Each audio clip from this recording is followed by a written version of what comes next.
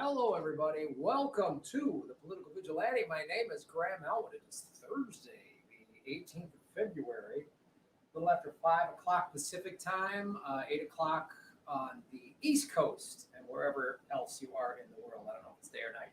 We're going to bring Sean O'Brien on the show in just a second. He is one of the, he's helping design Panquake. We've talked about that. We had Susie Dawson on the show a couple weeks ago. Maybe a week or so ago. So hold on. Someone's knocking at my door. I'll be right back.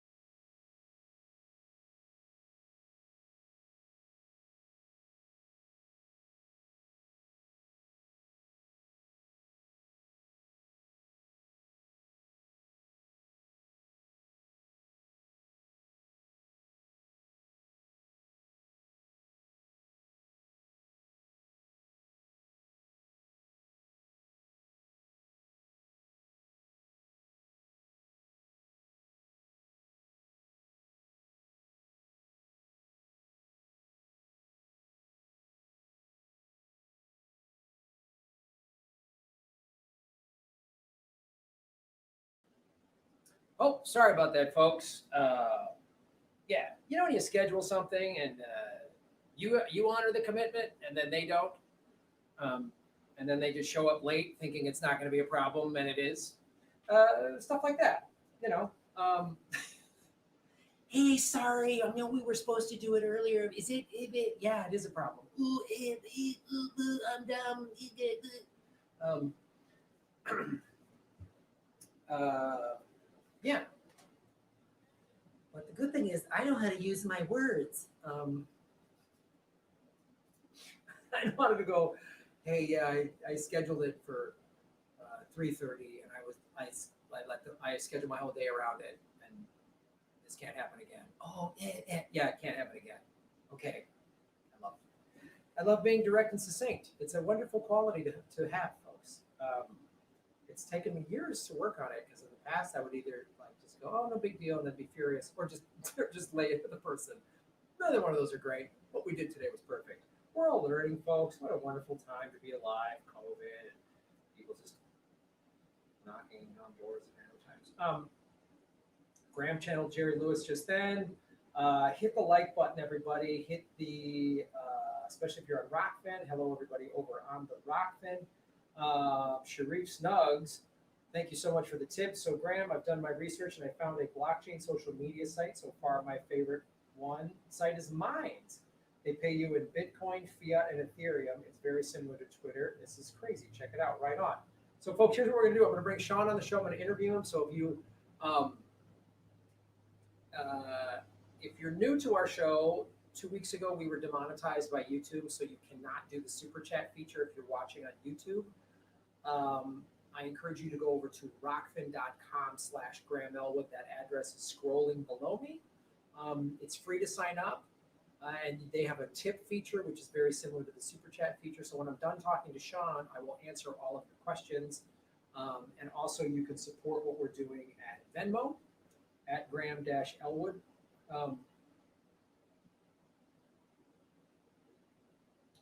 So yes, that is what, hold on. There's an echo sound? What's going on? Hold on, there's a sound issue? Motherfucker. All right, hold on. Sean, I know you're watching this. I apologize. We will get this sorted out in a sec. I blame the people who knocked on my door.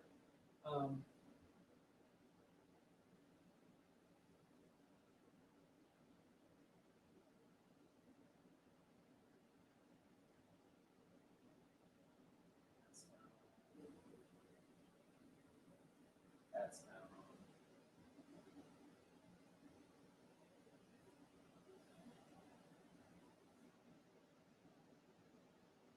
Hold on.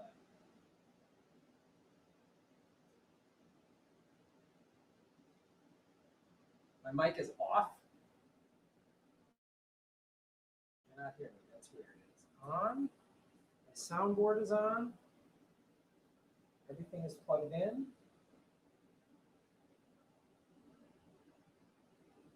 Let's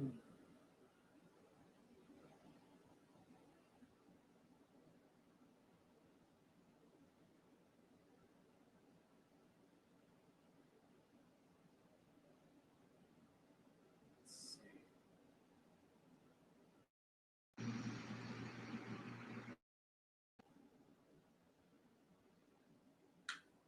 Got it in the right setting. That should be picking it up.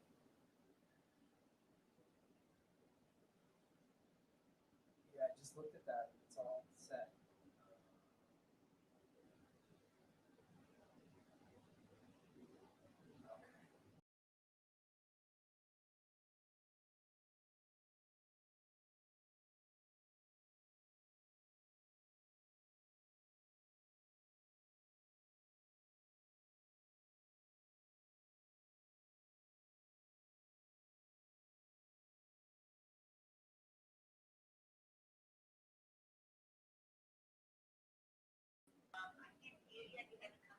How about this now?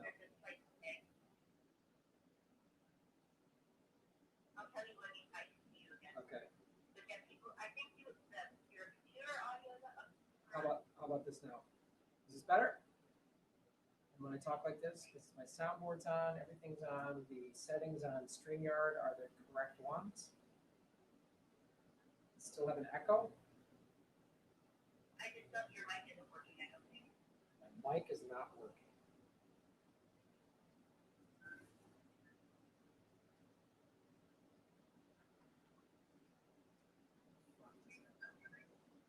How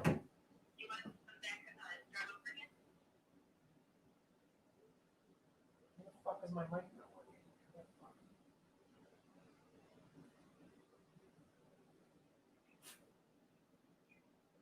All right. Sean, thank you for your patience. I gotta hold on. I'm gonna have to just reboot everything. I don't know why. It's all plugged in. I don't know why this mic is not working. It's just like mind numbing.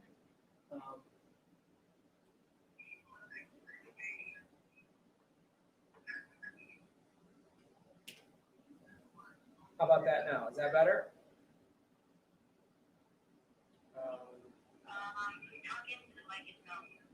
Yep, talking right into the mic. So yeah, talking into the mic right now. No.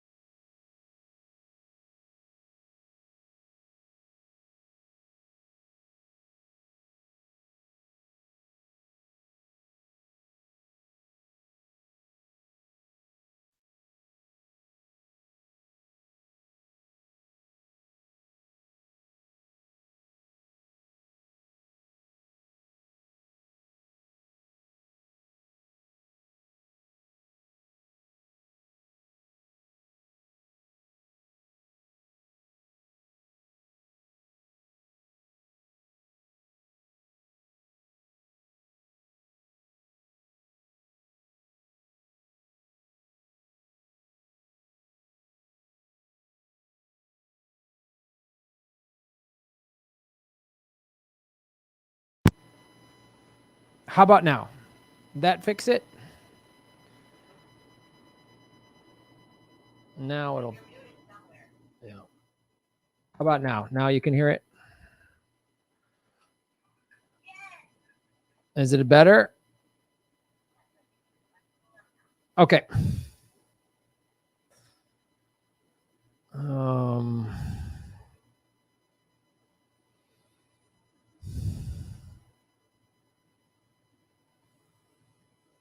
All right. Let's do this. All right. Okay. I think we got it all figured out. All right, everybody. You can hear me okay? Yes, it's all good. Boom. Let's, as excited as I'm sure this is for Sean to just watch me fumble around, well, let's actually bring him on to talk about the thing he wants to talk about that I wanted to have him on the show. Sean, are you there? I am here. Can you hear me? Yes, I can. Let's before we get into it, let's really make sure can everybody hear Sean? Sean, just read your resume for everybody so we can test the sound.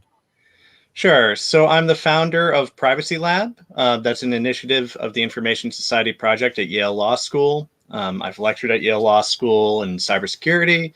I've got about 2 decades of sysadmin development techie work. And right now I'm the advisor for Panquake.com on privacy, cybersecurity, trust, and all of those cool issues.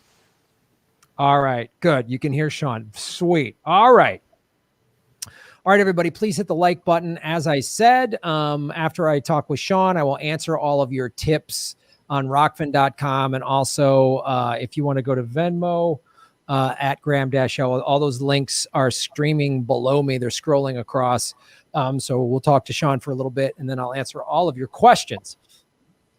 Hello, everybody. Welcome to the Political Vigilante. My name is Graham Elwood. As many of you know, for those of you who don't, February 1st, a little over 2 weeks ago, I was completely demonetized by the good people at StalinTube. You might know them as YouTube. They have... I cannot earn any money any way, shape, or form. My 2,200 plus videos are all demonetized. YouTube is, you can still watch them. YouTube is still profiting from their algorithm of having my content on their platform, but I can't make any money from the super chats during the live stream. YouTube premiums members watching my videos, normally you would get paid with that. I don't get that money, and of course none of the ad revenue. So we've been talking about this for about 2 weeks about what some of the solutions are, and we had Susie Dawson on a couple days after it had happened, and we were talking about Panquake.com. I've discussed that at great length on this show, and I wanted to bring more people involved in that. So we're lucky to have Sean O'Brien here, who is an advisor to Panquake and has really worked quite extensively in privacy and all of that. So Sean, first of all, thank you for joining us on the show today, and tell us, because I'm sure you're aware of it. I mean, there was about 10 or some shows that all got wiped out within the first 3 days of February, like February 1st through the 4th, 3rd or 4th, all these shows got wiped out. Some of them have been put back on, but then I'm even hearing like Jamarl Thomas, they demonetized him, they remonetized him, and then they demonetized him again. So, I mean, tell us, first of all, how, I mean, you have obviously, you and Susie, and I know Bill Binney is working on Panquake. You all have been paying close attention to this censorship and these big tech companies, basically these unelected tech billionaires kind of doing whatever they want. Tell us like what you've seen the last couple of years, like leading up to all of this stuff, and how it's getting worse. And then also what your involvement with Panquake is, and how that's a solution. Sure. So I think your viewership certainly knows that the amount of censorship that is happening across the big tech platforms, the Facebooks, the Twitters, the YouTubes, all of these platforms, is increasing, right? And the internet that we know that has done so well in spreading information around the world, that has allowed people to collaborate in ways that they have never collaborated before, that has created new mediums, right? Podcasts and these kinds of shows. That internet is changing pretty rapidly. So Panquake.com is our answer to that, to try to replace that messed up sort of world with something different. There are other products doing that as well, and you're using some of them. Our approach is going to be one that's based on very strong concepts of trust, privacy, and most importantly to me, I think respect. We're really, really planning into the basic design of the network, principles and concepts around respecting the user, not manipulating the user, right? Not shoving content into the user's face, not trying to create these feeds with timelines that are generated with who knows what. Making sure that moderation is really transparent, and that auditing of the blockchain, for example, can be done by third parties. And that's a huge, bold move. So I'm really excited about it. And I think now is definitely the time for it. So. Yeah, so let's go into that some of the blockchain stuff specifically, because I kind of understand it. I mean, I understand its value for sure, but describe for us when you say third party, transparency for the blockchain. Explain what that means and how it's different than the kind of behind closed doors of a Twitter or a Facebook. Sure. So one of the central problems with having all of these intermediaries on our big internet, right? Whether they were smaller, which they were, a few years ago, or now, of course, there's these massive companies we call big tech. Those intermediaries are unaccountable, right? We don't know what they're doing on the back end. We don't know how they keep their databases. People get shadow banned, content gets manipulated, and so on. Blockchain is a concept where you can verify information. John, you cut out for a sec. We lost your sound. Can you hear me? Okay, hold on. Can everybody hear him, or is it just me? Go ahead, Sean. Okay, I don't want to play with settings. Are we good? I think we are. Kate, was everyone hearing him fine, or was it just me? The sound is fine. Okay. So it was just my happy. Sorry, Sean. Well, you got to need to hear me too. Anyway. It is important. I can't just nod and go, that sounds interesting.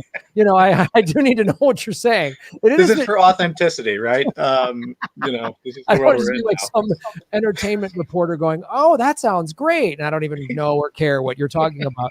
So that would be really weird. But I appreciate it. yeah. So anyway, yeah. Go ahead. Yeah, back to the technical stuff. So blockchain is this word that's thrown around, right? And it's obviously a big part of, pitches for all these, startups and so on. When we're talking about blockchain, we mean a distributed ledger, right? So think of it like a big spreadsheet or a big database of all of the interaction that's going on in the network. So the posts, which we're calling quakes, the interactions between users, the upvoting, downvoting, whatever mechanisms we come up with for all of that, that's going to be kept in a record. And then that record is distributed, right? The ledger ends up in the hands of many different servers spread around the world. And that's why we call it decentralized. By not having this centralized structure, it allows for that blockchain, for that record to be verified. And for example, if there is moderation, and there will be some moderation on some level, let's say if I dox someone's phone number and I'm harassing the hell out of them, right? That kind of thing will be moderated, but at least that moderation will be auditable. We will know why that interaction occurs. It will be annotated in the blockchain. And we care about free expression, we care about sharing, we care about access to information. So the idea is to be as minimal and as hands-off as possible in those areas. So it's a bit like resurrecting the old good internet that we know, bringing it into the 21st century, learning lessons from all of these, problematic networks, not just the big tech ones, but some of the other alternative networks that have sort of come before. Learning all those lessons and really updating the good part of this worldwide collaborative platform that we used to have and bringing it into the 21st century. Yeah, I mean, it's really important because right now you can just say a tweet, whatever, it disappeared, or why didn't it get more likes or follows? And we have no, it's just behind Twitter's closed doors, and that's that. Whereas now you're saying we can see why. I can say, hey, what happened to that post I put on Panquake? You can say, well, you violated these guidelines, and this is why we took it down. But I'm guessing you guys will just be enforcing real flagrant stuff, like you're saying, doxing. If I just put someone's phone number out there and say, hey, everybody call this person, or I say, I want to go get this person or whatever, which is not protected speech. I think a lot of people misunderstand that. I can say I don't like you, I can say I hope you die, but if I say I'm going to get you or kill you or hurt you, or hey, everyone go hurt this person, that's not protected speech. Those would be the things. And you can say, and so even if you guys took me down and I made the claim, wow, Panquake was censoring me, you can go, nope, here's Right. Here's the open source technology that lives on all these servers rather than behind closed doors somewhere in Silicon Valley, which is really valuable. And I think, like you said, it just already has an inherent trust factor to it, because we all kind of don't trust big tech. And especially since the social dilemma has come out, that's pretty alarming, although they kind of skip over the fact that the data collection is used for the intelligence community. They just make it seem like advertisers. Oh, darn it, Clorox. It's like, no, it's the CIA. But so let's talk about that. Sure. So I don't want to focus too much on moderation because I'm not sure what the policies will be, but I'm glad you bring up these other aspects. We're going to have a real worldwide community, right? We don't have investors behind the product. We're going to have folks like myself, like Bill Binney and so on, who have a good reputation for caring about free expression, free speech, obviously defending information. I mean, the guy's an NSA whistleblower, right? Cares very much about making sure that the public good, right? The public has the information they need to act. And what you bring up is quite correct. Although the advertising technology and sort of the data economy is the primary engine of these networks, we certainly have intelligence agencies hooked up into that world, and nearly every aspect of the technology we have. Part of the reason to be decentralized, to not have some shady investors in the background and be transparent about the entire, structure of the organization, and to make it, possible for people to audit us. The reason we want that kind of scrutiny, which, is a bold move, is because we want to be able to say, hey, we don't have the NSA in here, right? We don't have any infiltration from these organizations. You can trust us because we put all of our cards on the table, basically. So. Yeah, that's what's fantastic. I mean, when Susie first told me about this, I said, yeah, it's a great idea. And then when she said Bill Binney wants to be involved, I was like, well, that's the person you want, because he's going to know all of the tactics that the intelligence community is going to use to try to buy out, hijack, infiltrate, whatever. I mean, can you go into some of the specifics of how you're going to be able to prevent that? Yeah, so I mean, it's not even so much trying to hide anything at this point, but I'm not sure exactly what the development choices will be, but I can talk a little bit in sort of broad strokes about it, right? So we're going to have multiple servers that also are clients, right? So a real peer-to-peer structure, like traditional file sharing networks. The users will play some role in that network as peers on the network, sharing data with other peers, right? This is a good way to get around censorship as well. So if you have some country try to shut it down, you're sending information in such a way that you can now sort of daisy chain through another part of the network and route around that censorship, right? Sort of heal the connection.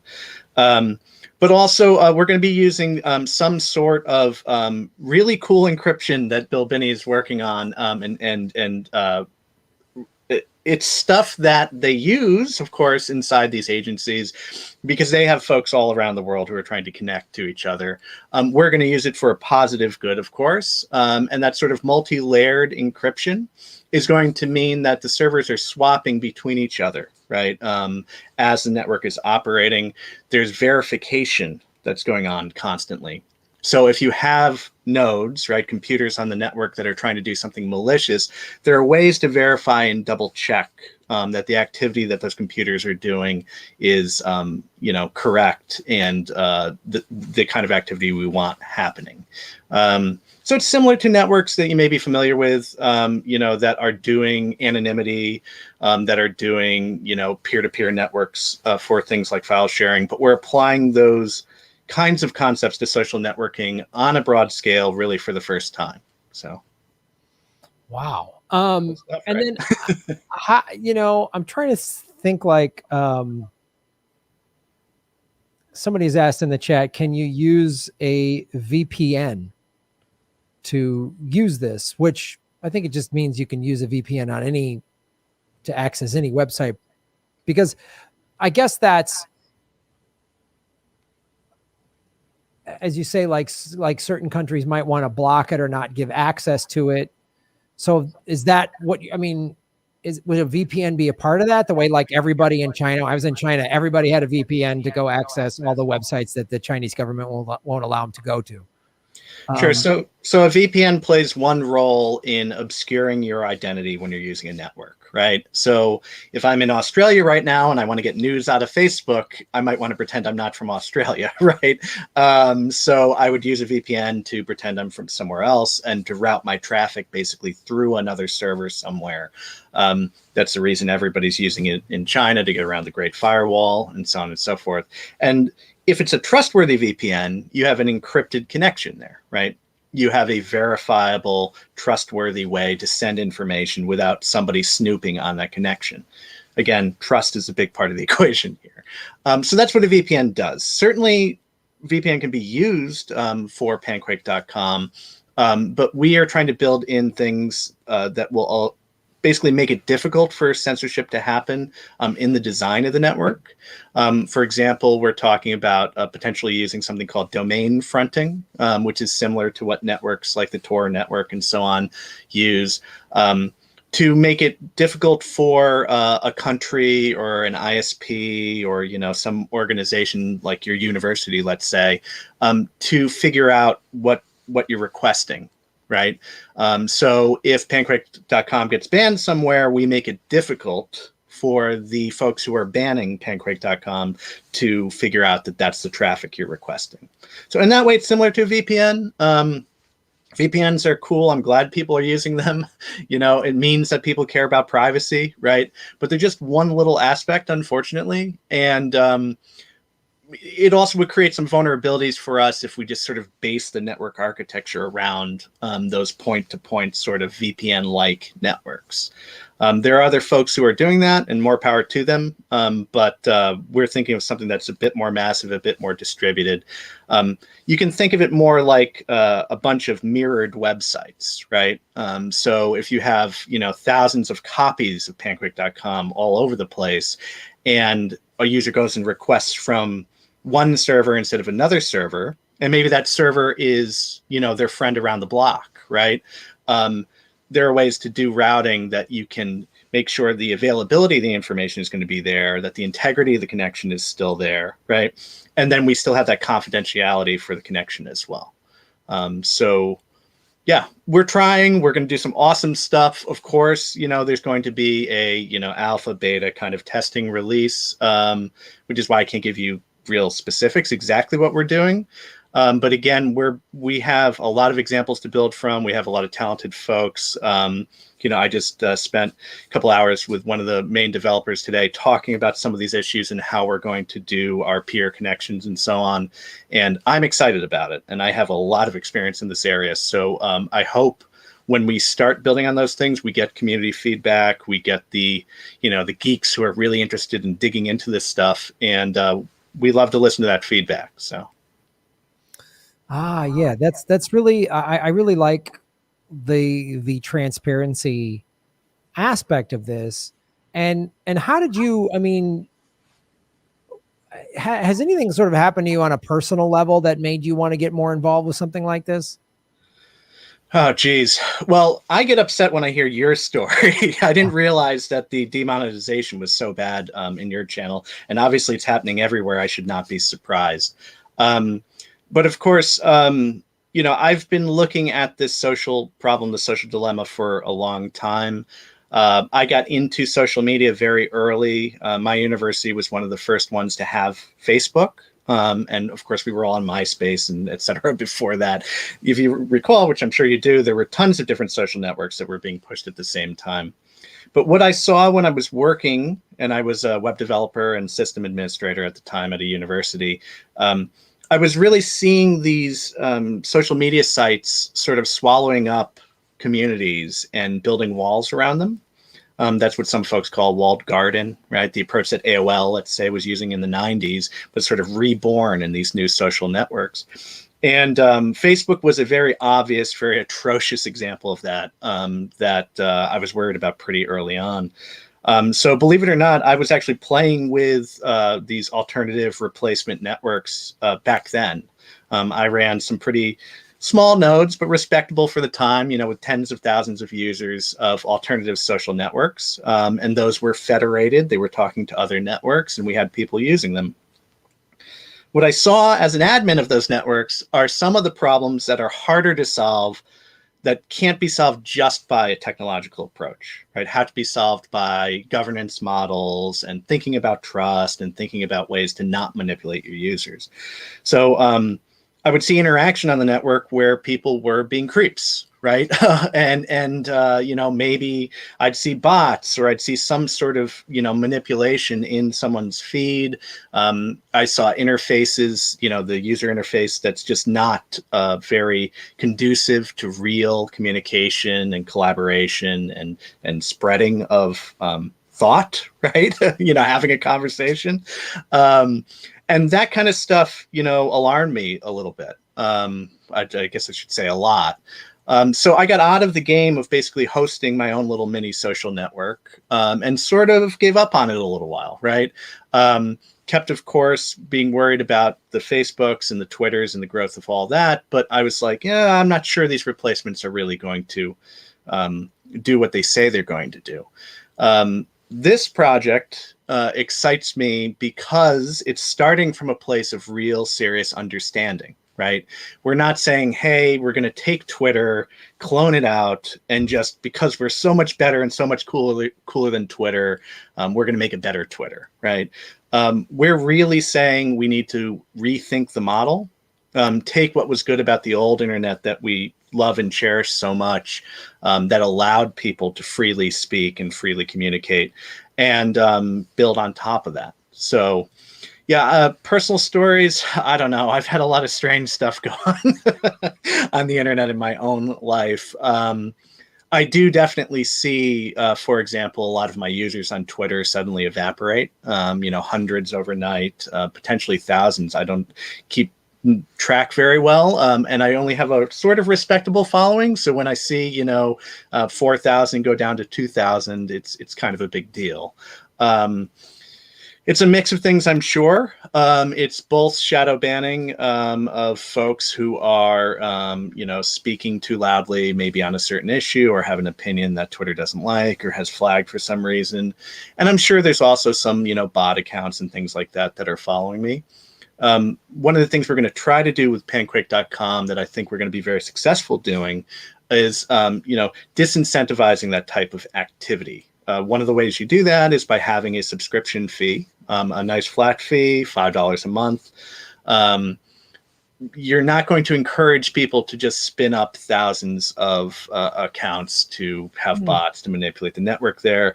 And what is the manipulation they can get away with anyway? We don't have advertising, right? We're not surveilling users. We're not building these shadow profiles on users so that we can recommend, Joe to Susie to Sean, right? If you're not doing that, there's really not a good reason to have that sort of manipulation occurring.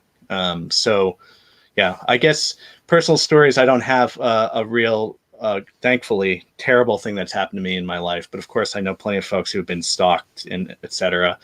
Clubhouse, this is happening with. It's a great new example. Well, not great, but it's a good example of how things can go awry with these new platforms, because Clubhouse basically shares your contacts whether you wanted to or not when you sign up for it. There's a number of stories of folks that I know personally who, had been blocking someone or had been, trying to make sure that they're not getting texts and calls and so on from someone, and all of a sudden that person knows who they are in Clubhouse. So yeah, there's some pretty atrocious stuff that happens to others, but I've been pretty lucky. So yeah, that's crazy. I mean, and to clarify here, one of the reasons of people are like, oh, I don't want to pay a subscription fee, which I understand. Like, there's a million, we could all be subscribing to a million things, and it starts to add up. But I want to just make it clear. One of the things, as you said, without a subscription fee, free to sign up, then people can do all the bots. So $5 a month discourages bots. It also, to run the operation of any social media, you need funds. And if you go free and allow advertisers, then the advertisers can sway how it's going to go. I mean, that's part of what's happening at YouTube, is they use the advertisers as a it's I was demonetized for harmful content, right? Right. Oh, it's bad for our advertisers. Well, what does that mean? They gave me nothing. It's vague. They can say whatever they want. They can just kick me off for all these kind of vague, arbitrary reasons, and they're deliberately vague wording of their terms of service. So that gives them broad powers to it's like the Patriot Act, like, oh, terrorism. But what? But how? Well, terrorism. So we can we can put you on a no-fly list. We can do whatever. And you're just terrorism. And so that's why this is important, because that's how the service is paid for itself. You can't put in bots there, and then getting rid of advertisers. And then, as you said, because it's open source, you can't just sell the data to the intelligence communities either. Right. And if going further than that, we want to know as little about our users as possible. Right. And we're coming up with new ways, of course, to do these kinds of signups. Folks who donate, go to panquake.com, donate to the project right now. They can get an access code to get in later. Right. And that's not tied to their donation information. We're purposefully trying to come up with ways where our user information is sort of kept in a siloed and compartmentalized way.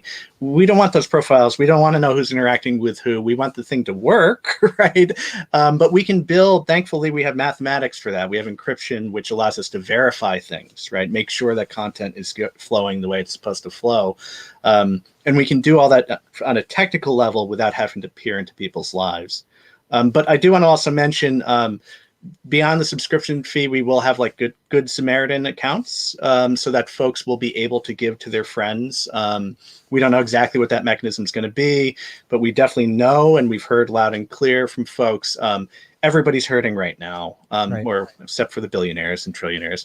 But the people who are going to be in our network are, folks who, $5 can be a big deal. And we want to make sure that low-income folks who are out of work, folks who are in, the global south and bad situations, that they're going to be able to get into the network if they need to. So that's going to be a part of it. The race to the bottom of, all of these other platforms is a thing that we want to avoid. So you correctly identify that the profit model for the internet and for these other platforms is through advertising and surveillance, which are sort of closely interwoven.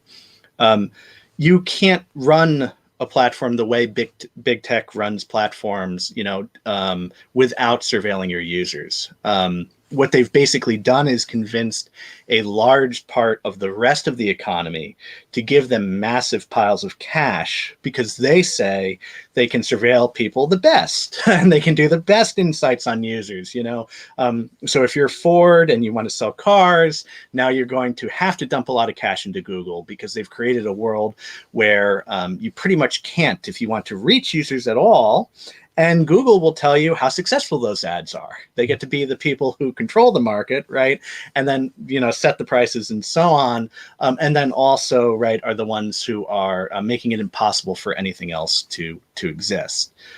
So having a subscription fee is a way of saying, hey, we're transparent about where the money's coming from. We have a relationship with you as a customer, and then, you pay for this, you get this service, and we're not spying on you. So, yeah, and we're not spying on you. Well, Sean, I really appreciate you explaining this to our audience and everything, and letting people know that there's like safeguards in there to where all of the questions that people would have going into something like this, and the trust issues that you're building them up from a technological standpoint, and then also that people can gift subscriptions to somebody. If there's anybody out there that can't afford the $5 a month, like you say, there's a lot of people out there hurting right now because of the pandemic. So I think that's awesome. And I really feel personally like this is an important time to do this. I mean, thankfully I'm simulcasting this live stream at Rockfin, and I put all my videos up there, but I see how this could go.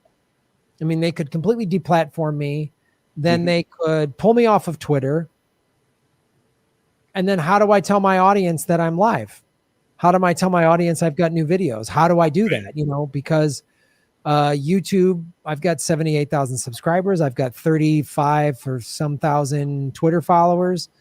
And those are the two. That's why I use Twitter I'm on Facebook and Instagram or whatever, but I use Twitter to promote my videos and that I'm live. And so I really see, and it's very clear there's censorship of me specifically, but everybody, it was a bunch of lefty shows they took out 2 weeks ago. Right. They took out a lot of right-wing shows after January 6th at the Capitol, but they took out a bunch of lefty people 2 weeks ago, and even talking to some of my indie media friends, they're like, I'm going to pull down this video, and it's working. The self-censorship. Now everybody's afraid that the hammer's going to drop, so they're just self-censoring.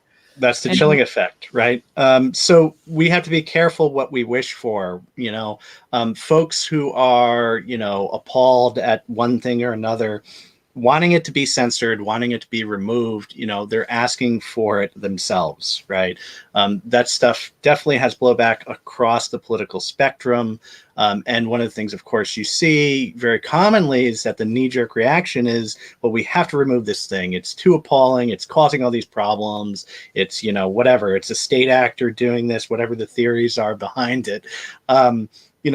Folks who are on the left are going to be burned just like folks who are on the right. And we're definitely seeing that. But you're part of a disruptive, cycle of information flow. And just to clarify that a little bit, this middle part of the lifespan of the internet that we're in right now, content creators like you have had, broad access to an audience. And what's going on is the folks who are in power, who are able to clamp down on that information system, are going to do it and take that power away from folks like you. We have to build grassroots alternatives that are going to keep the gates as wide open as we possibly can. We have to make sure we're allowing folks to monetize, right, and deliver content. So we're going to work on that too. I can't talk about specifics of that yet either, but we are definitely going to have some sort of monetization mechanism built into Panquake.com. We want content creators to be speaking as loudly as possible, delivering to an audience as wide as possible. That's a danger, to real serious folks who are billionaires, trillionaires, running powerful parts of the society that we're in. And if we're going to see real change in the world, if we're going to see, equity and these kinds of things, the information system is extremely key because, as you know, if these voices are shut down, then folks can't even hear or think about new ideas. So, not to be too dramatic about it, but our supporters have been calling Panquake.com a lifeboat. And I definitely think that analogy is correct. But I also think that a more apt analogy is probably an ark. The flood is coming, and we're starting to see the beginnings of it now.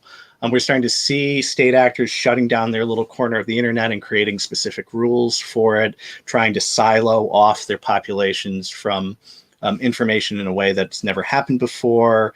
We're seeing folks locked into these platforms, locked into a specific model of smartphone and a specific app on that smartphone. And if we don't sort of take what we have now, preserve it, cherish it, and expand outward, right? Build real, as I said, lifeboats, arcs, whatever you want the analogy to be, but ways for content creators like you to bring their message elsewhere, then we're in serious trouble, because YouTube ain't it. Twitter ain't it. Who knows what's going to happen to these platforms, but I guess ironically, or maybe not ironically, Twitter, as you may have seen, is talking about subscription models. So it'll be interesting. Oh, weird that they suddenly came up with that model when you guys started raising all your money and everything. But yeah, so let's before you go, I know you guys hit your first marker of like $50,000, and you're trying to get to your second one, because the sooner you get to that model or that number for your fundraising, the sooner like people can get hired and work full time to implement this. Because I think the clock is ticking, because you see Twitter wanting in implementing a subscription model. You saw the bloodletting on YouTube 2 weeks ago. So they're really, the ruling elites and the intelligence community are trying to, round up this last corner of free speech, which is the internet. They control the other media, and not just news, but they control. I've worked in Hollywood for 20 some years. They control that. And they do this other forms of censorship, like true left-wing comedians like myself, Lee Camp, Jimmy Dore. They're not giving us comedy specials on Netflix. If we talk about getting drunk and high and trying to get laid, yes, we'll get Netflix specials.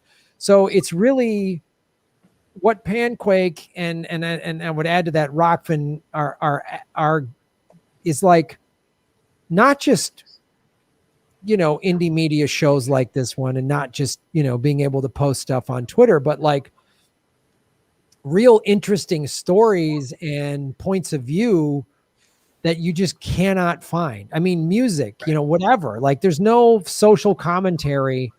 There's no real political or social commentary coming out of the record industry, coming out of Hollywood. There's nothing. It's all just like war, American exceptionalism, and how to keep us divided, distracted, and afraid. So I'm glad you all are working on this. So tell people again, like where to go donate and what you need, and the timeline and everything.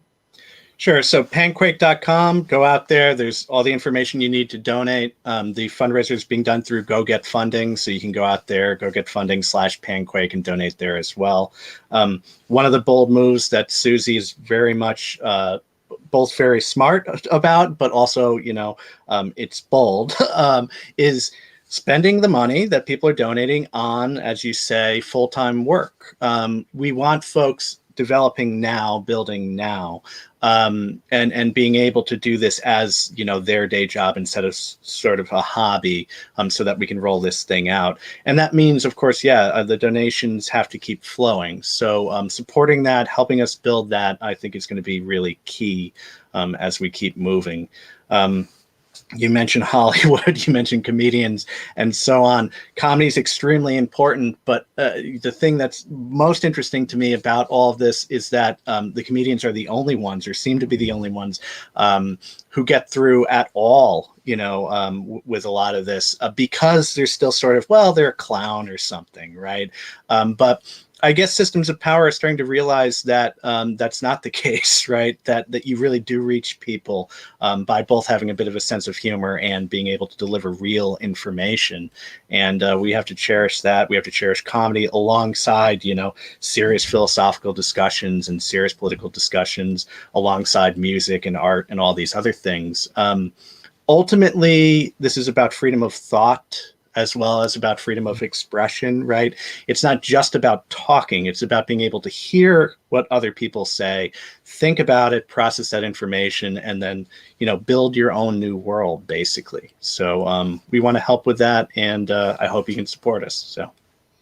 Sean O'Brien, thank you so much for taking time out for your day to explain this to us. Everybody, please go to panquake.com, give what you can, even if money's tight, a couple of bucks, and share it on your social media so that they can get this funded and get this built so that we can all be using it by the summer, which would be fantastic. So, Sean, thanks again for being on the show. Happy to be here. Thanks. All right, man. We'll see you soon. Yep.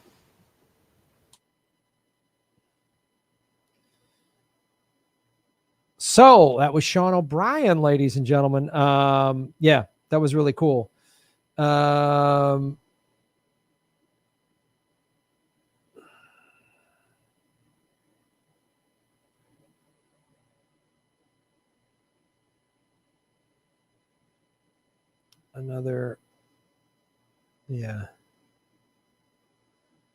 Another softball Panquake interview with a tech expert. It's the person working on it. I don't know what the fuck you want. It's not a competition. If you want to go use Mastodon, go use it. I trust these people and I trust Bill Binney. Was Mastodon created by the top cryptographer in the world? Is he? No? Oh, okay. Then I'm going to go with this one.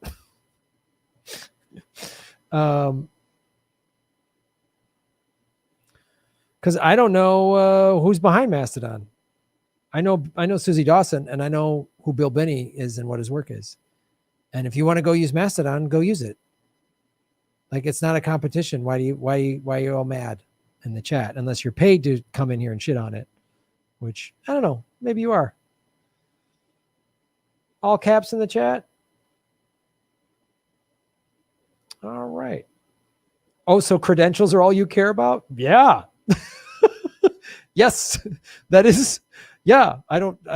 Yes, the top cryptographer in the world, the guy that beat the NSA and the FBI is involved in this. That matters to me. Yes, it does. Versus people I don't know. It absolutely does. It's like, would you hire? Oh, so credentials is all that matters to you when you hire somebody? Yes. Like, you're looking at two resumes. One's really impressive. One is like, okay, they seem okay at this. This person I know has done a really good job. So I'm going to hire this person. So yes, credentials are what matters. And if you like Mastodon, why, like, this isn't a that's such a ridiculous thing to be like, this isn't like, why would you think this is a competition? Wow.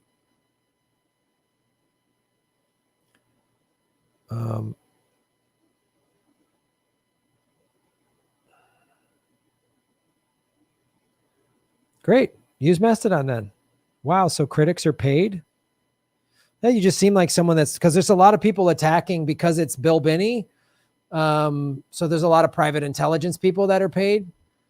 So you sound like you're, because this is what private intelligence does, is they come in a chat and try to cause problems, which it seems like what you're doing. You're trying to raise valid questions, but it seems like more you're just, yeah. I don't get it.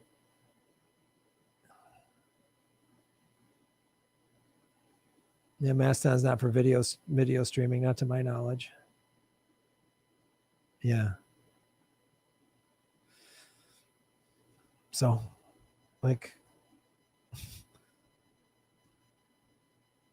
I don't get the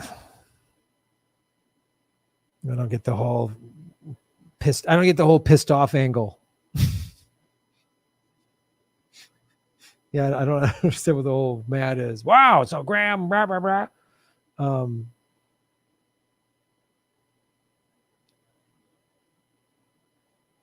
There's no central authority to Mastodon. Great. There's not going to be any central authority to Panquake. They just explained that. It's blockchain open source. There's no central authority. It's not like Susie Dawson's going to come in and, it's going to be done by committee. Right. Yeah, there's a reason you're demonetized. The cabal doesn't like you. Let's answer some super chats.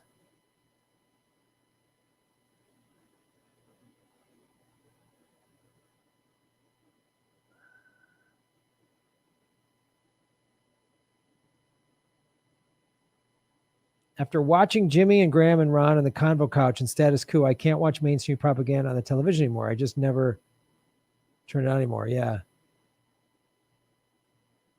Yep. All right. Hello, everybody on the Rockfin. What's up, Sharif? NMX, Benefu, Sandra, Doc, Jordan, Shelly.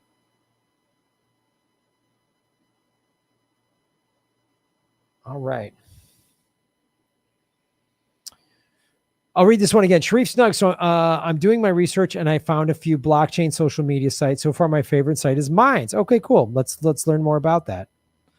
They pay you in Bitcoin, fiat, and Ethereum. Oh, that's cool. It's similar to Twitter. This is crazy. Check it out. Right on. You see how he just did it?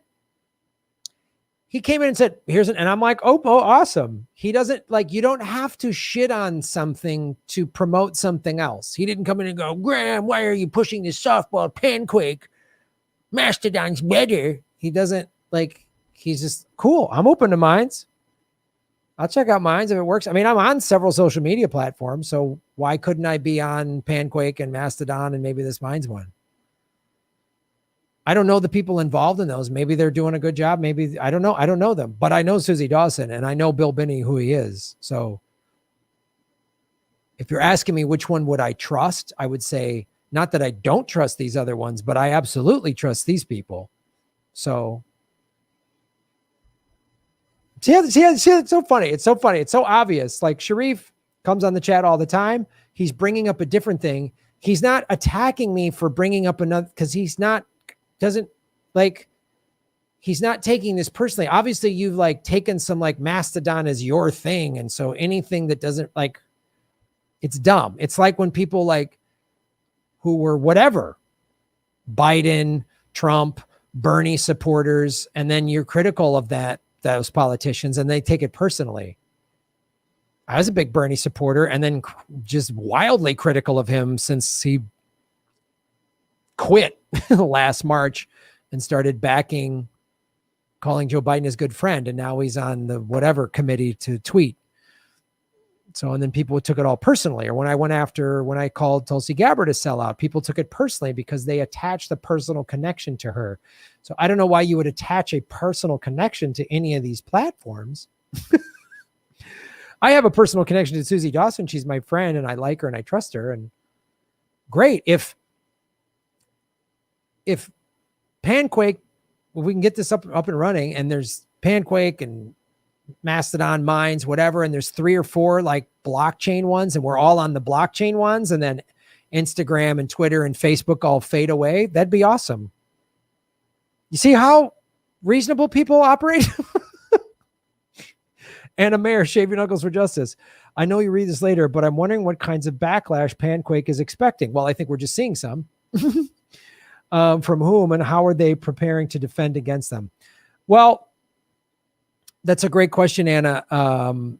Susie is well versed in having to deal with this, being an Assange supporter. So anytime you say you're in favor of Assange, you get all these attacks, right?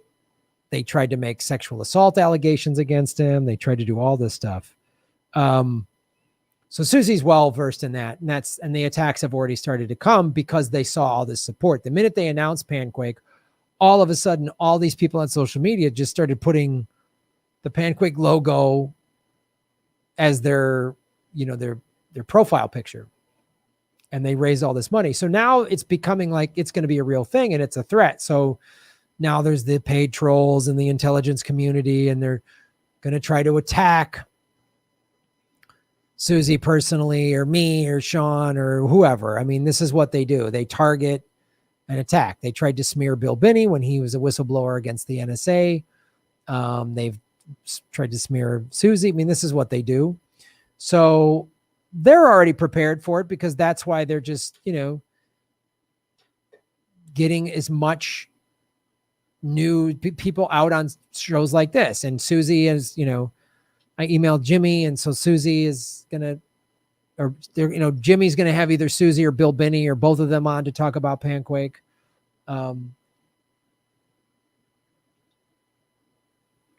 So it's good. It's a good question. Annalise Garcia, what's up, Annalise? How you doing, sweetie? Check out her show. having Taylor from Panquake and Steph Zamorano on my show to talk about what we all know the real problem is, Graham's dangerous content, and why we didn't censor him sooner. Yes, that's absolutely true. I'm the real threat. We all know he's bought by Big Kale, LOL, Saturday at 3 p.m. Check it out, everybody. Yes, I'm bought and paid for by Big Kale. Thanks, Annalise. Chris, thank you for the tip on Rockfin. I'm all for supporting great content. As a longtime sports fan and newspaper reader, I have sadly noticed how bad writing is in most AP newspapers. Yeah, I know. Also, ESPN is so corporate, it's hard to get deep inside content. Yep. They're owned by Disney. That is why I've subscribed to theathletic.com for not only sports information, but inspiring and compelling stories. Ooh, cool. Promise I don't work for them. LOL, just love the model. You get what you pay for. Right on, theathletic.com. Thank you for letting it. I didn't know about that. And someone going to jump in the chat and I'll go, why are you pushing The Athletic? There's another one that's already out there, Graham. Meow, meow, meow, meow, meow, meow. Thanks, theathletic.com. I will check that out. Yeah, I feel the same way. Like, you know, like Hollywood and sport. I mean, I like watching sports. It's a nice distraction. It's a nice diversion, right? It's a nice thing to just sort of check out and watch. I like watching sports, but the same thing. It's so corporate, and the ads that they play during the games are all just like, you know, military recruiting and all this stuff. So it'd be like nice to get some real journalism in there. If that's what this athletic thing is, that sounds really cool. Matt S. Yeah. Shaving knuckles for justice, Matt.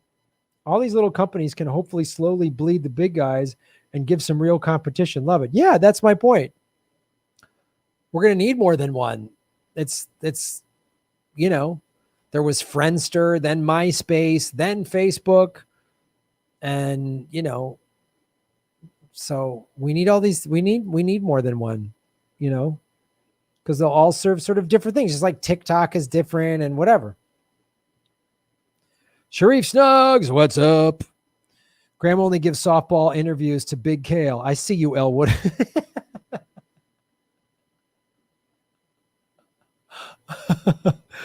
Yeah, man. Big Kale owns me, dude. I just, you know, I'm bought and paid for. Anna Mares, what's up? Maybe I missed it, but can we subscribe to Panquake with crypto? Ooh, great question. I don't know for certain. I think that is something they are working on.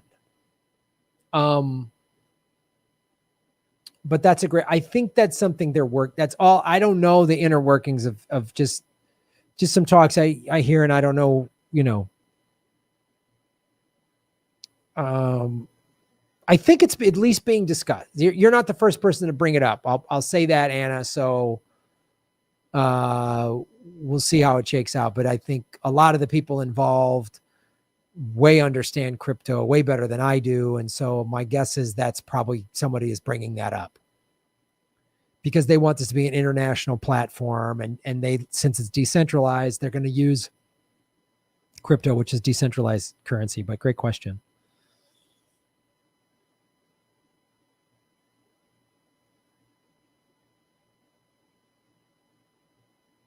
Yeah, people need to see everything as a competition rather than a solution. I know if everybody just looked at like, how can we work together to solve something, and the world will be a better place, but everything's just a competition. It's really worse. It's a lot worse in America, because America, we're sort of bred to be these like hyper competitive, goal oriented, you know, consumerist capitalists.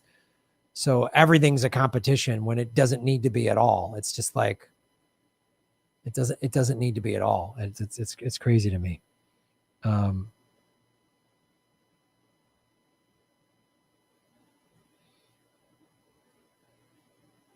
Those guns are from Big Kale R&D. You got that right, Steve.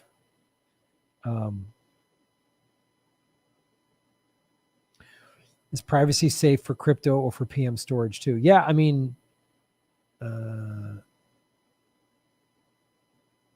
yeah.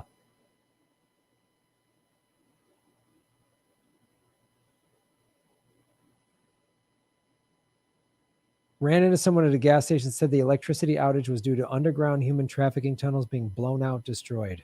I have no idea if that's true at all. I have no idea. They said that Trump is still POTUS and Biden is for show. Light bulb didn't go. Oh, wow. Wow. Yeah, that's a QAnon psyop.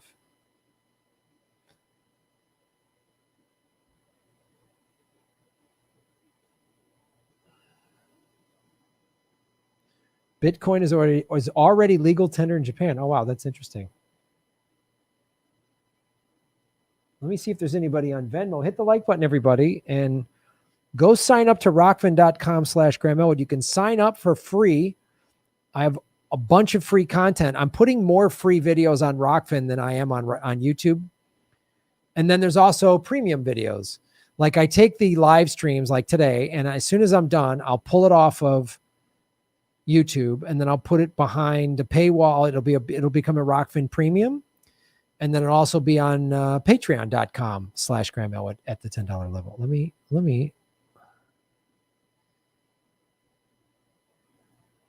get a, see if there's anybody donating on the Venmo. There are crypto debit cards already, and there's some new crypto credit cards that are coming out. Keep on rocking.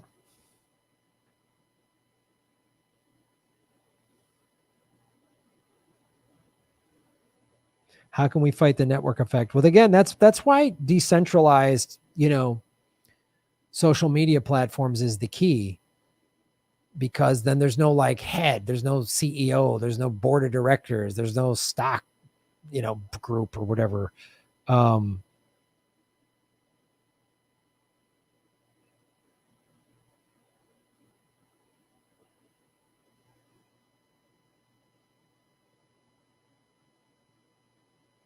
Crypto is not a Ponzi scheme, but good luck.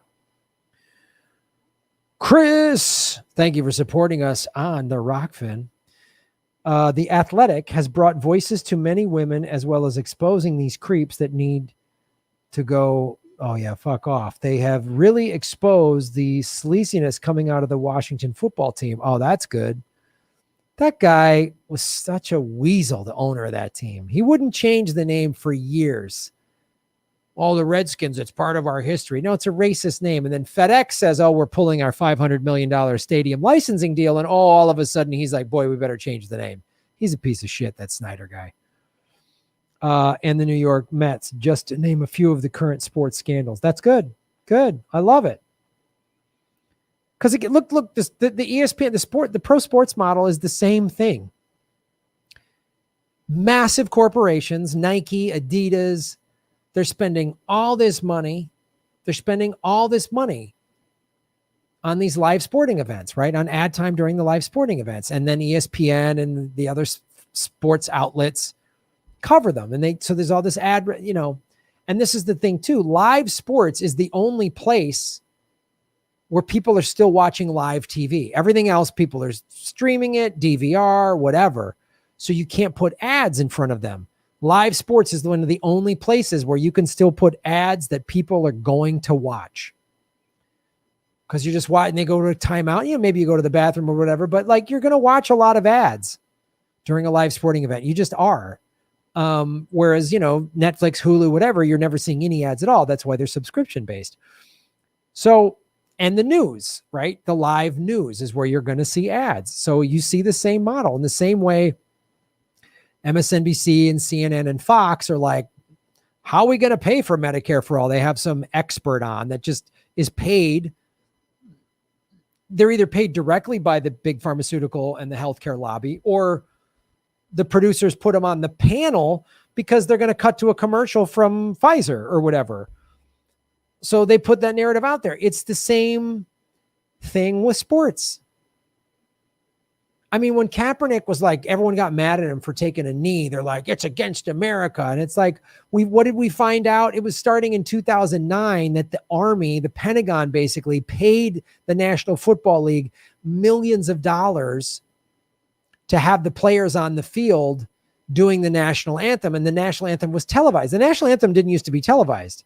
The players a lot of times would be in the locker room getting ready for the game, going over strategy or whatever, and they play the national anthem and the audience would stand, but it wouldn't be on camera.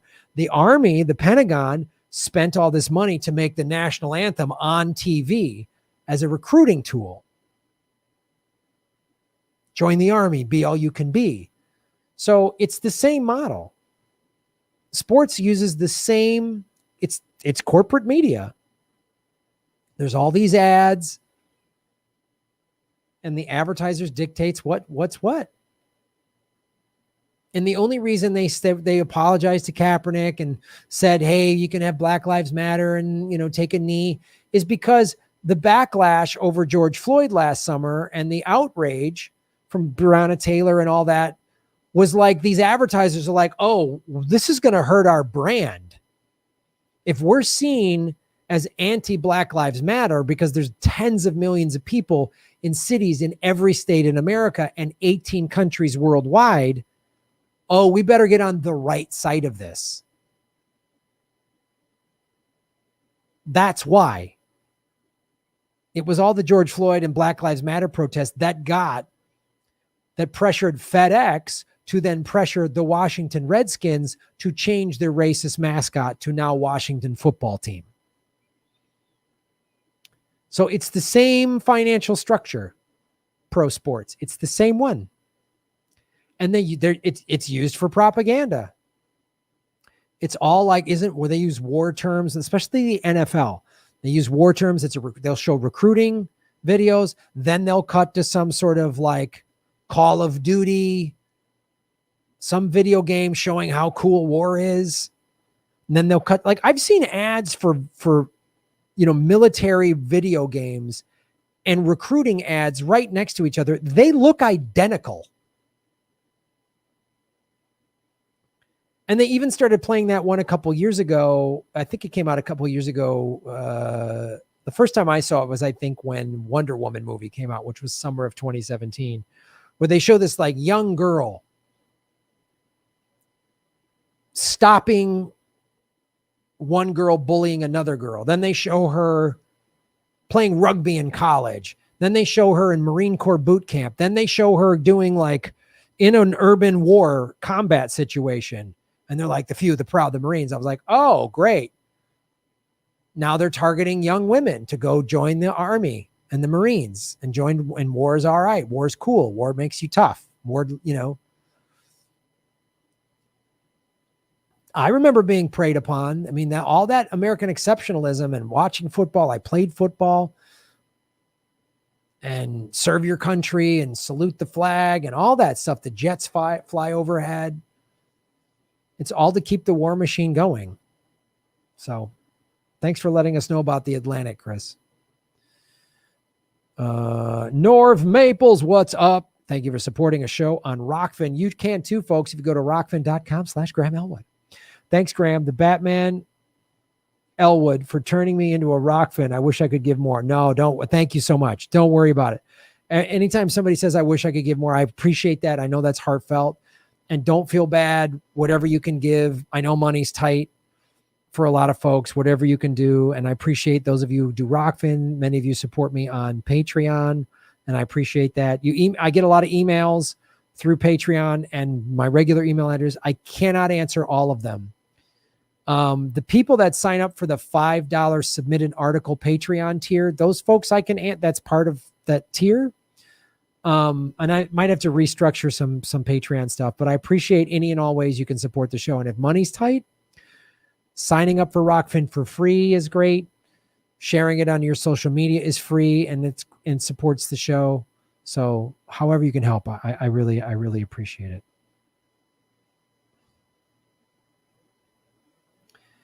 Edward Dunning. What's up, Edward? Thank you for supporting us on the Rockfin. You're the best, Graham. Going to donate to Panquake too. Right on. Thank you, Edwin. Nick Sandoval. Ba-boom. Graham, Big Kale works hand in hand with Big Tomato to keep people fighting in the chat.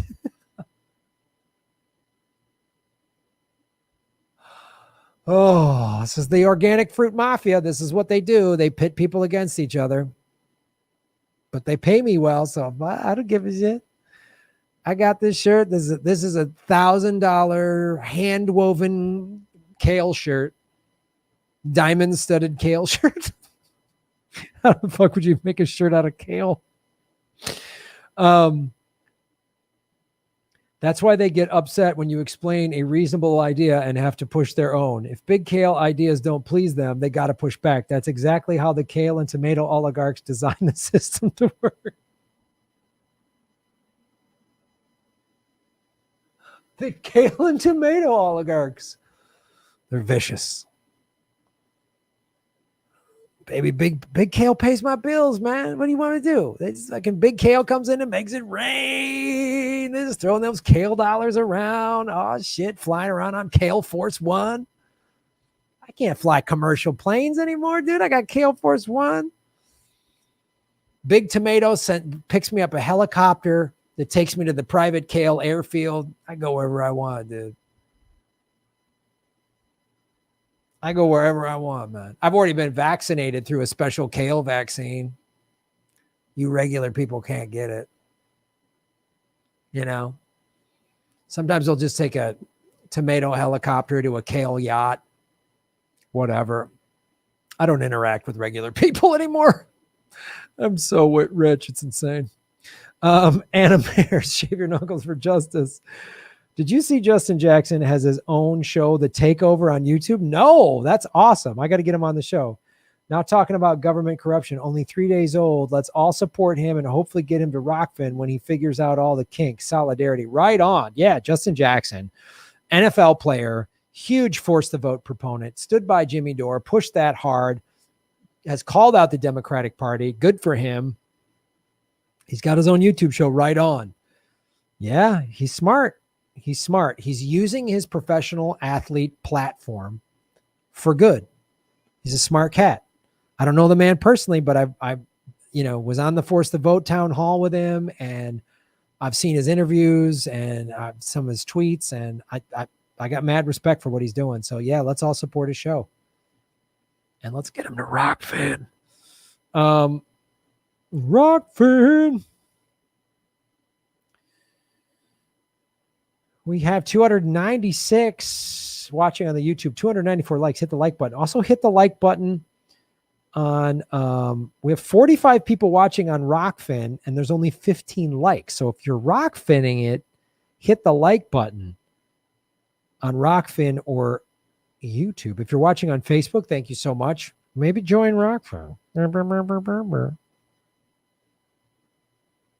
Big Kale is watching you. You got that right.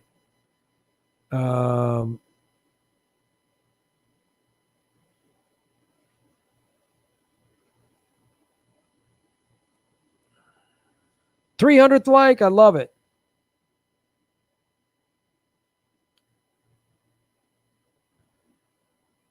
Popeye was really eating kale. I know he was.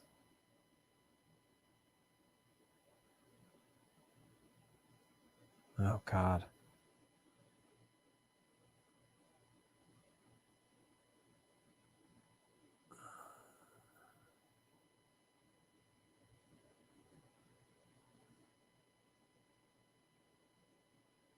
Yeah. I remember coming home after high school football practice when I was 17. An Army recruiter was sitting at the kitchen table despite both parents' skepticism. Dad, an Army vet. Wow.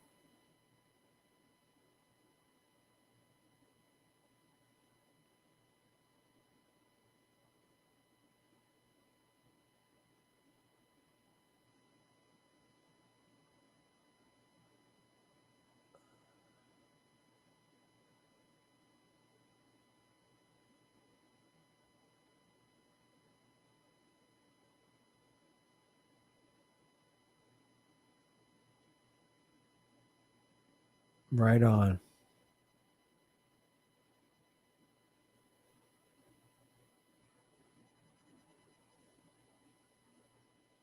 Nick Sandoval, thank you for supporting the show by tipping on Rockfin. Speaking of yachts, did you see Brady on his yacht after the Super Bowl? You mean the one he bought with PPP money? That one? I did a video on that. Can you believe that guy is using the same yacht months after you exposed him a couple months ago? Reusing a yacht is peasant behavior. I don't know how you look yourself in the mirror for using the same yacht twice. I really don't know how you do it. It's like wearing dirty underwear, using the same yacht twice. I mean, it's just disgusting. Everybody knows you buy a yacht, you use it once, and then you scuttle it, set it on fire. I don't care. I mean, even if the cruise on, who cares? Like, it's a yacht. You use it once. Disposable yachts. Like, come on. It's just, I mean, how gross would you feel walking back on a yacht the second time? How gross is that? Ugh, think about it. Ugh. It's like using somebody else's toothbrush or something. Like, what are you doing? The same yacht twice? I mean, it's like not taking a helicopter to the Hamptons and driving like from Manhattan in a limousine or something gross, in a limousine for like an hour. Oh my God, you're not in a helicopter? Ugh. Just thinking about it makes me nauseous. Like, oh, it's gross. Oh, it's just disgusting. I don't know how people live that way, reusing a yacht. If you want to live like an animal, like a disgusting animal, and use a yacht more than once, I mean, go for it, I guess. I mean, what else? Are you just going to start drinking your own urine using a yacht twice? I mean, what are you doing? I mean, it's like a dirty diaper. It's like gross, a yacht twice. Whatever. I mean, I don't want to judge, but ugh. Joe from Panquake, shake your knuckles for justice. Thanks for your support of Panquake. Can't wait to bring it to you all. Thank you, Joe. And thank you for doing, I know right now it's like everybody working over there is like volunteering. And that's why if people can donate, it's a big deal, because then folks like yourself can make this a full-time job. Because I know this from doing low budget TV shows and movies and stuff like that. If you pay people their full rate, then they can work on your project full time. I mean, people have done me favors, and, I've paid them a bro rate or whatever. And I really appreciate that, but it's just the reality of life. Push will come to shove, and they got to take the real gig. The paid gig, they got to take that over doing the free thing. So, and I know everybody involved in Panquake is really passionate about it, and they really believe in this, and they've all been burned, and they're all activists, and which is really, really cool. But it's like, people need to be paid for their time. So thank you, Joe. Thank you, Joe. Hit the like button on Rockfin too, everybody. There's 47 people watching on Rockfin, but only 16 likes. Got to hit the like button. Got to hit the like button. Got to hit the like button.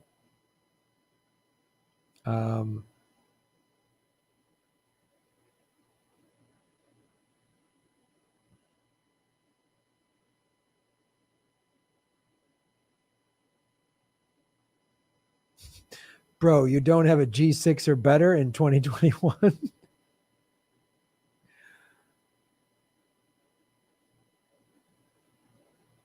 Yeah.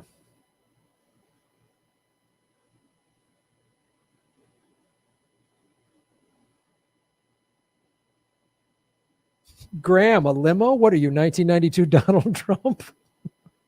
I know. Just like driving in a limo. It's an animal.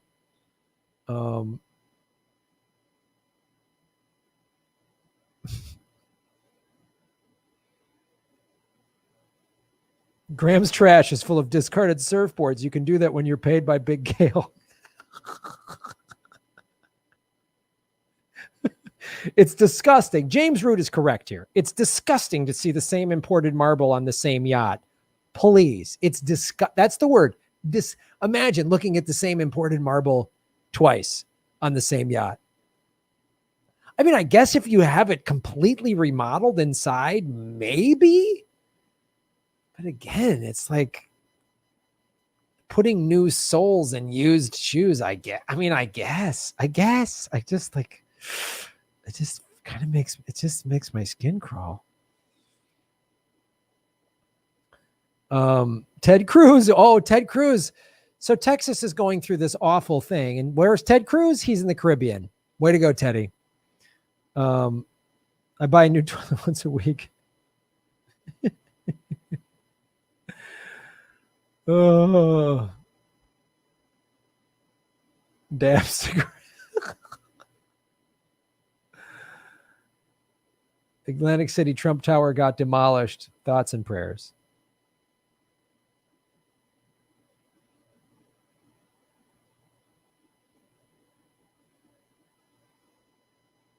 Disgusting or disgusting? It's disgusting. D-E-S-T. Disgusting. It's a different kind of disgusting. It's a bigger one for yachts. It's the kind of disgusting you use for yachts. It's disgusting. Oh.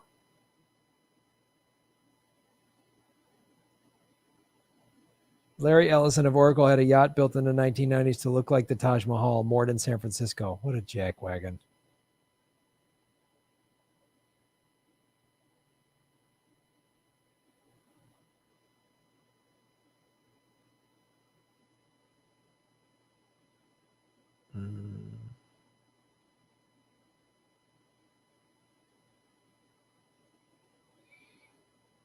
Brady is a scrub compared to Big Kale wrapped vegan guns. Look at him.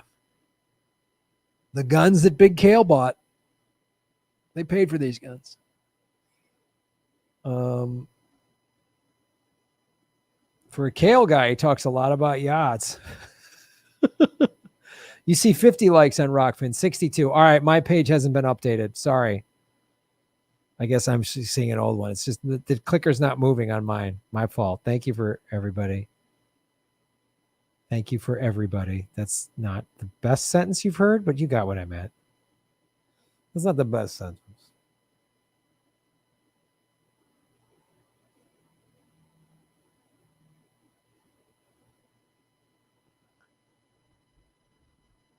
I'm going to take a quick break because there's this segment I want to finish building. I was just getting ready for the Sean interview. So give me about 5-10 minutes. I will put a banner saying I'll be right back.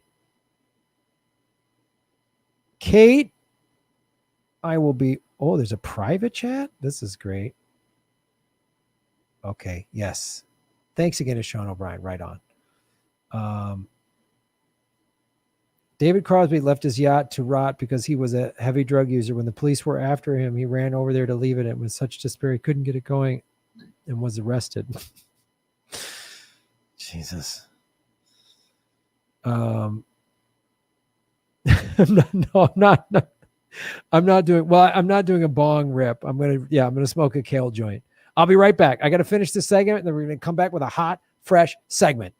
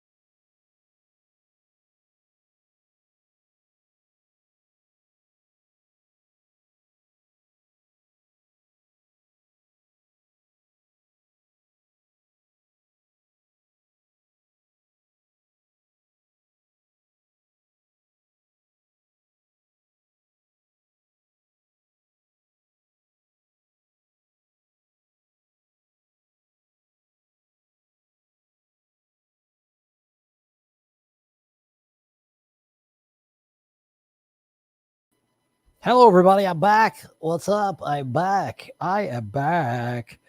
Sechimo Cantanella, thank you so much for supporting the show on Rockfin. Shave your knuckles for justice. Hoping part of this tip will go to the Rockfin developers to fix the random streaming glitches I keep getting. They might need to feed the hamster some more kale. Yes.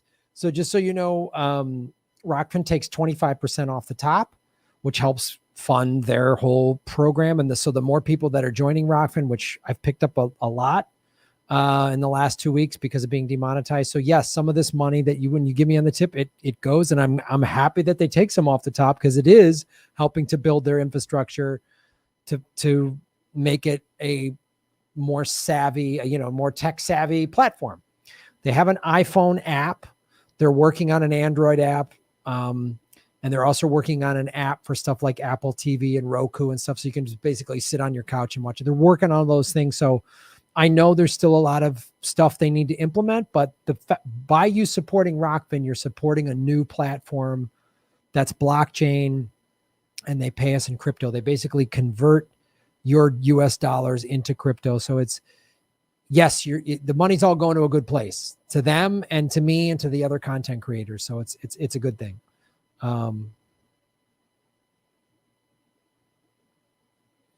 357 likes.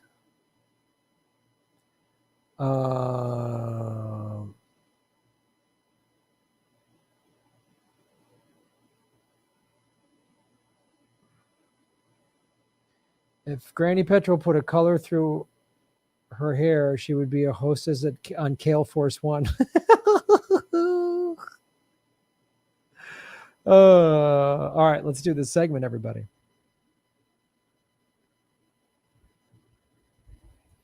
We're going to do this segment, then we're going to sing a song, and then we're going to rock and roll on out of here, everybody. Rock and roll. All right. Blah, blah, blah, blah, blah.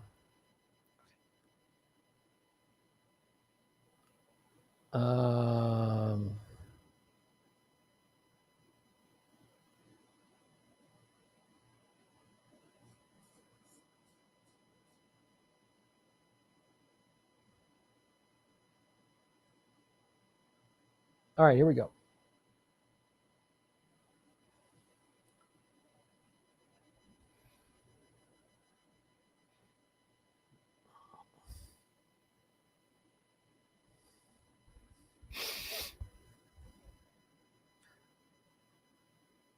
Let's have a LaCroix.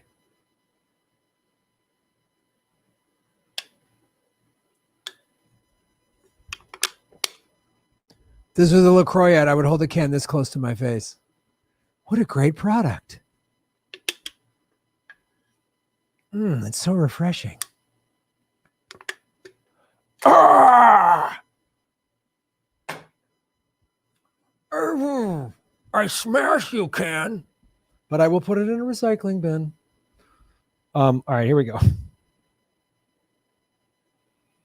Oh, somebody's calling me from Indonesia. That'll be good. Hello, everybody. My name is Graham Elwood, and you are watching the Political Vigilante. Graphic rising up, just like those vegan guns.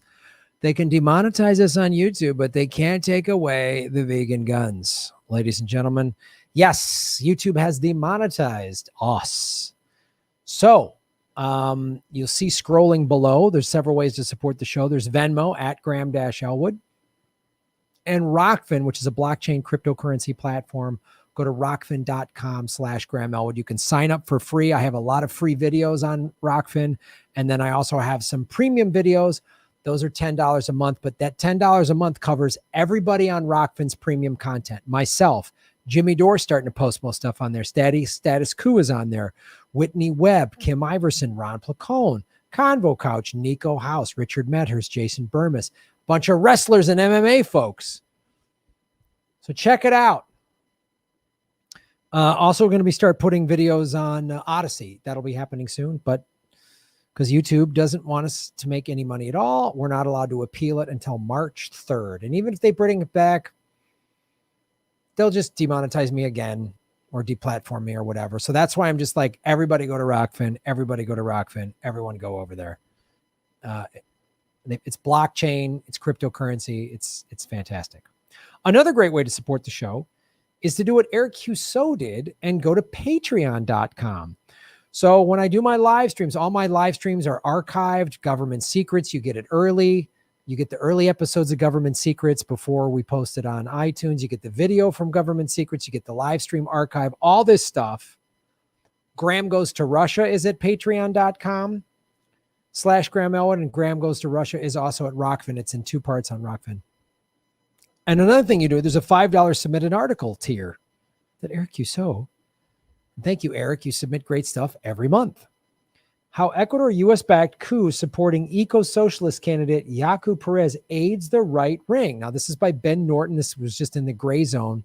They had their elections back February 7th, I believe. And it's an interesting article. It's a very in-depth article. I'm going to kind of go over the broad strokes of it. The link is in the show notes if you want to read the entire article. And the Gray Zone does great work. I don't know Ben Norton personally, but I've read some of his articles. And I'll just be upfront and be honest with you. I'm not that knowledgeable about what's happening in Ecuador, but Eric sent me this article and I went over it, and it sounds very familiar on how the American empire manipulates elections, right? So Ecuador is not the wealthiest country in the world, but they have, you got it, fossil fuels and minerals. So they have this president that's been running, and I'm going to go into the other candidate that's very lefty, progressive, very socialist. And this Perez guy comes across as an eco-socialist. He has, fairly progressive environmental plans, this party does. But then we're going to get into what Ben Norton has showed, a lot of ties to the U.S. State Department, ties to like these CIA cutouts. Wait a minute. And he came in second. So this is a tactic that the U.S. does a lot. They put a fake progressive out there to split the vote. That's what Liz Warren was. Her job was to take votes away from Bernie Sanders, right? Because if Liz Warren wasn't running, it was all corporate Democrats and Bernie. So Liz Warren split she deliberately was paid. She's a fake progressive to take votes away from Bernie Sanders. A lot of things Bernie did wrong that I didn't like. He brought, Democratic insiders into his campaign to work, which their job was to nosedive his campaign. He kept calling Joe Biden my good friend, but this is a similar tactic that the ruling class uses, and they're using it in Ecuador, right? Ecuador's presidential candidate, Yaku Perez, supported coups. So he's an eco-socialist, but he's okay with coups in Bolivia, Brazil, Venezuela, and Nicaragua. His U.S.-backed party, Parchuk, I don't know how to pronounce that, but his U.S.-backed party and supposedly left-wing environmentalist campaign is being promoted by right-wing corporate lobbyists. So you divide the left, then the corporate candidate wins, which is what happened. The quick count published by the country's National Electoral Council appeared to show a little-known candidate named Yaku Perez. That's another thing. Like, this is what they did in Juan Guaido. He wasn't in an election, but he just stood up and said, I'm president. But there's always, they back some little-known person. And now they know the tactic now is the fake progressive.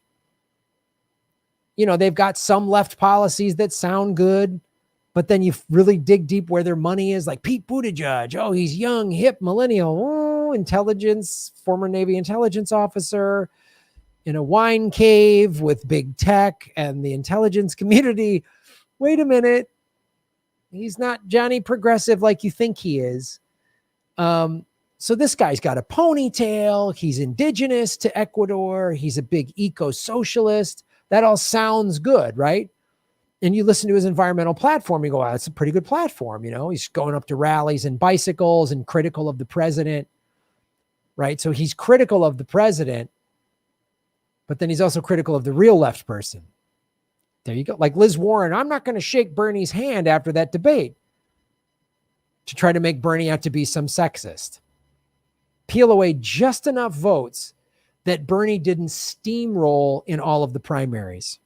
pearl away just enough votes so it's up for grabs. Iowa was sort of up for grabs thanks to the cheating, and then Joe Mentum starts. You just see how orchestrated it is. We did it in this country and we're doing it in Ecuador. This little known candidate out of nowhere, because that always sounds that like come from behind win is a great narrative. I saw Chuck Todd and that horrific comb over talking about that's how Joe Biden won. It was Bernie to win. Nobody heard. And then Joe Biden started getting momentum. It's all manufactured. It's just ridiculous. It's like a pro wrestler that keeps getting hit and they're down. And then, oh, wait, the wrestler somehow finds this new strength and, oh, he taps out the other guy. Woo. It's just pro wrestling. It's the same thing. Little known candidate named Yaku Perez in second place, securing a narrow victory over right-wing candidate Guillermo Lasso, a banker with significant influence in the country.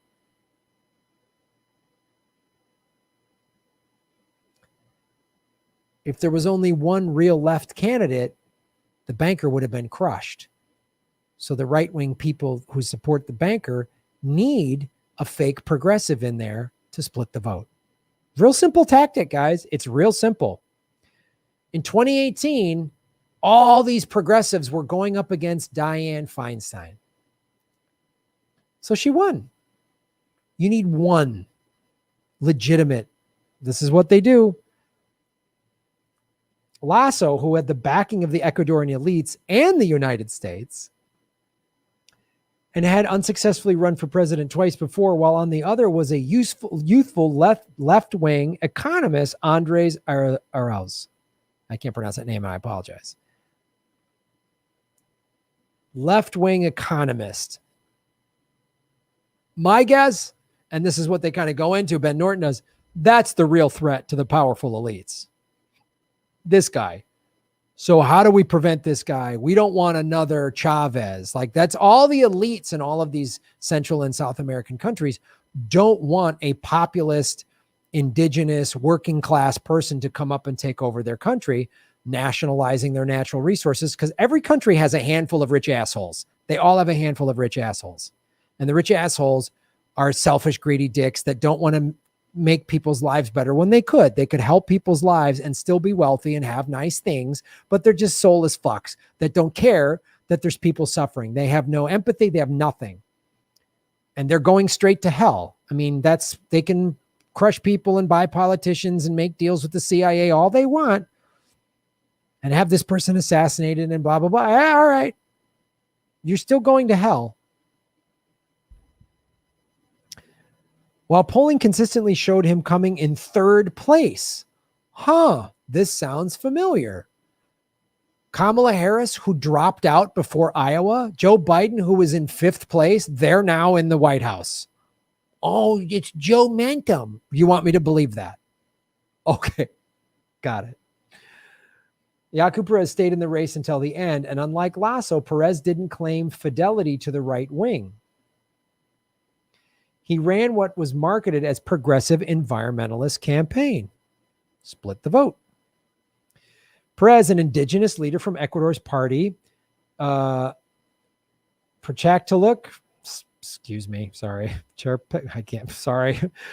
to be the true left-wing option in the election, condemning Arauz and the socialist Correísta movement he represents for being insufficiently pure. Doesn't that sound familiar? Oh, you lefties with your purity tests. Stop pressuring the squad for Medicare for all. They're our ally. Don't say mean things. Your purity tests. Divide the left. Divide the left. There's more people on the left than there are conservatives. That's just the way it is. So get them divided. Find the biggest group, get them divided.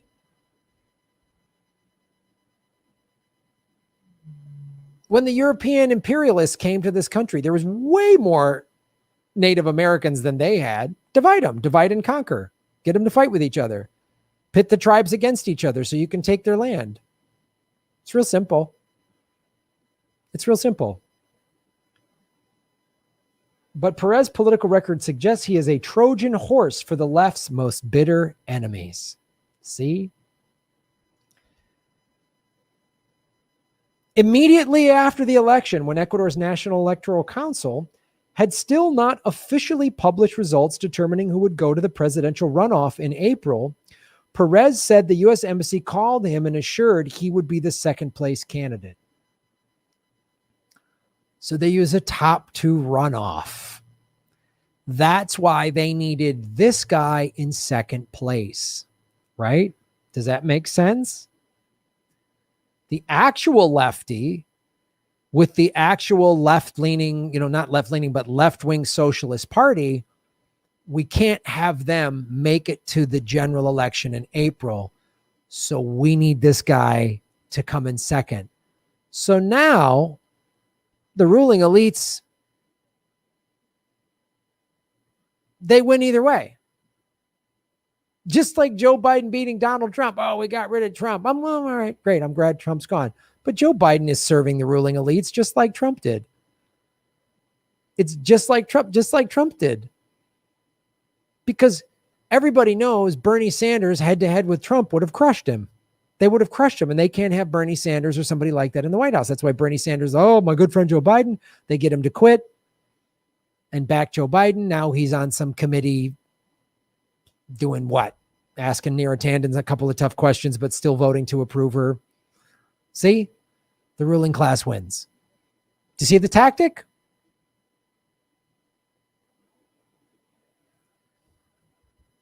They called him to say you were in second place. The U.S. Embassy said you're in second place. But they haven't finished certified the election. You're in second place. Perez has viciously attacked other progressive movements in Latin America, supporting right-wing U.S.-backed coups, targeting Bolivia, Brazil, Venezuela, and Nicaragua, and demonizing those countries' leftist governments as racist. Another tactic that you use. When you can't beat somebody on policy, you throw identity politics in there. I don't know much about Ecuador, but I know all these tactics from watching America. Right? And what Ben Norton goes to, and please read the article into much more detail, working with the U.S. ambassador, coming to America for 4th of July party, cozying up to Trump, like all these right-wing corporate things he's on board with. But he's got a ponytail, and then he criticizes the left. See, that's the thing. Divide the left. That's why I'm rarely critical of people, the indie real lefties, because we need to be unified. Unless they completely are sellouts, like TYT is not the left. They're corporate media online. That's it. They're just MSNBC online. Because they're not the real left. If they were the real left, they'd be pushing for force to vote. They'd be pushing for Medicare for all, but they push for nothing. They stand for nothing other than people to donate to their channel that has already blown through $20 million.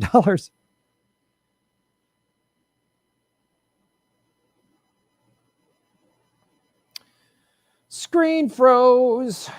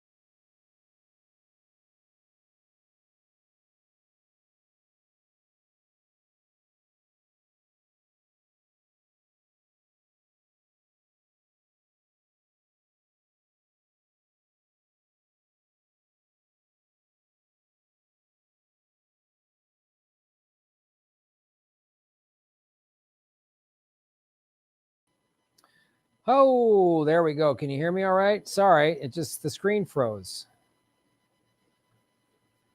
All right. It's on a roll, rocking and rolling. Kate, let me know if you can hear and see me okay, everybody. Sorry about that. Mercury's in retrograde because it's a tech problem. Mercury is in retrograde.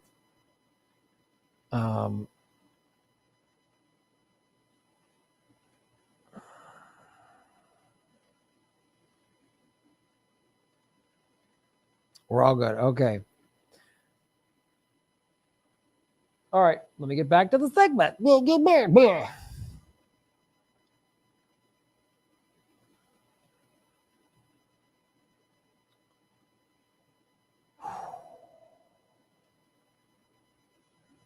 Hit the like button, ladies and gentlemen. Thank you for staying with us.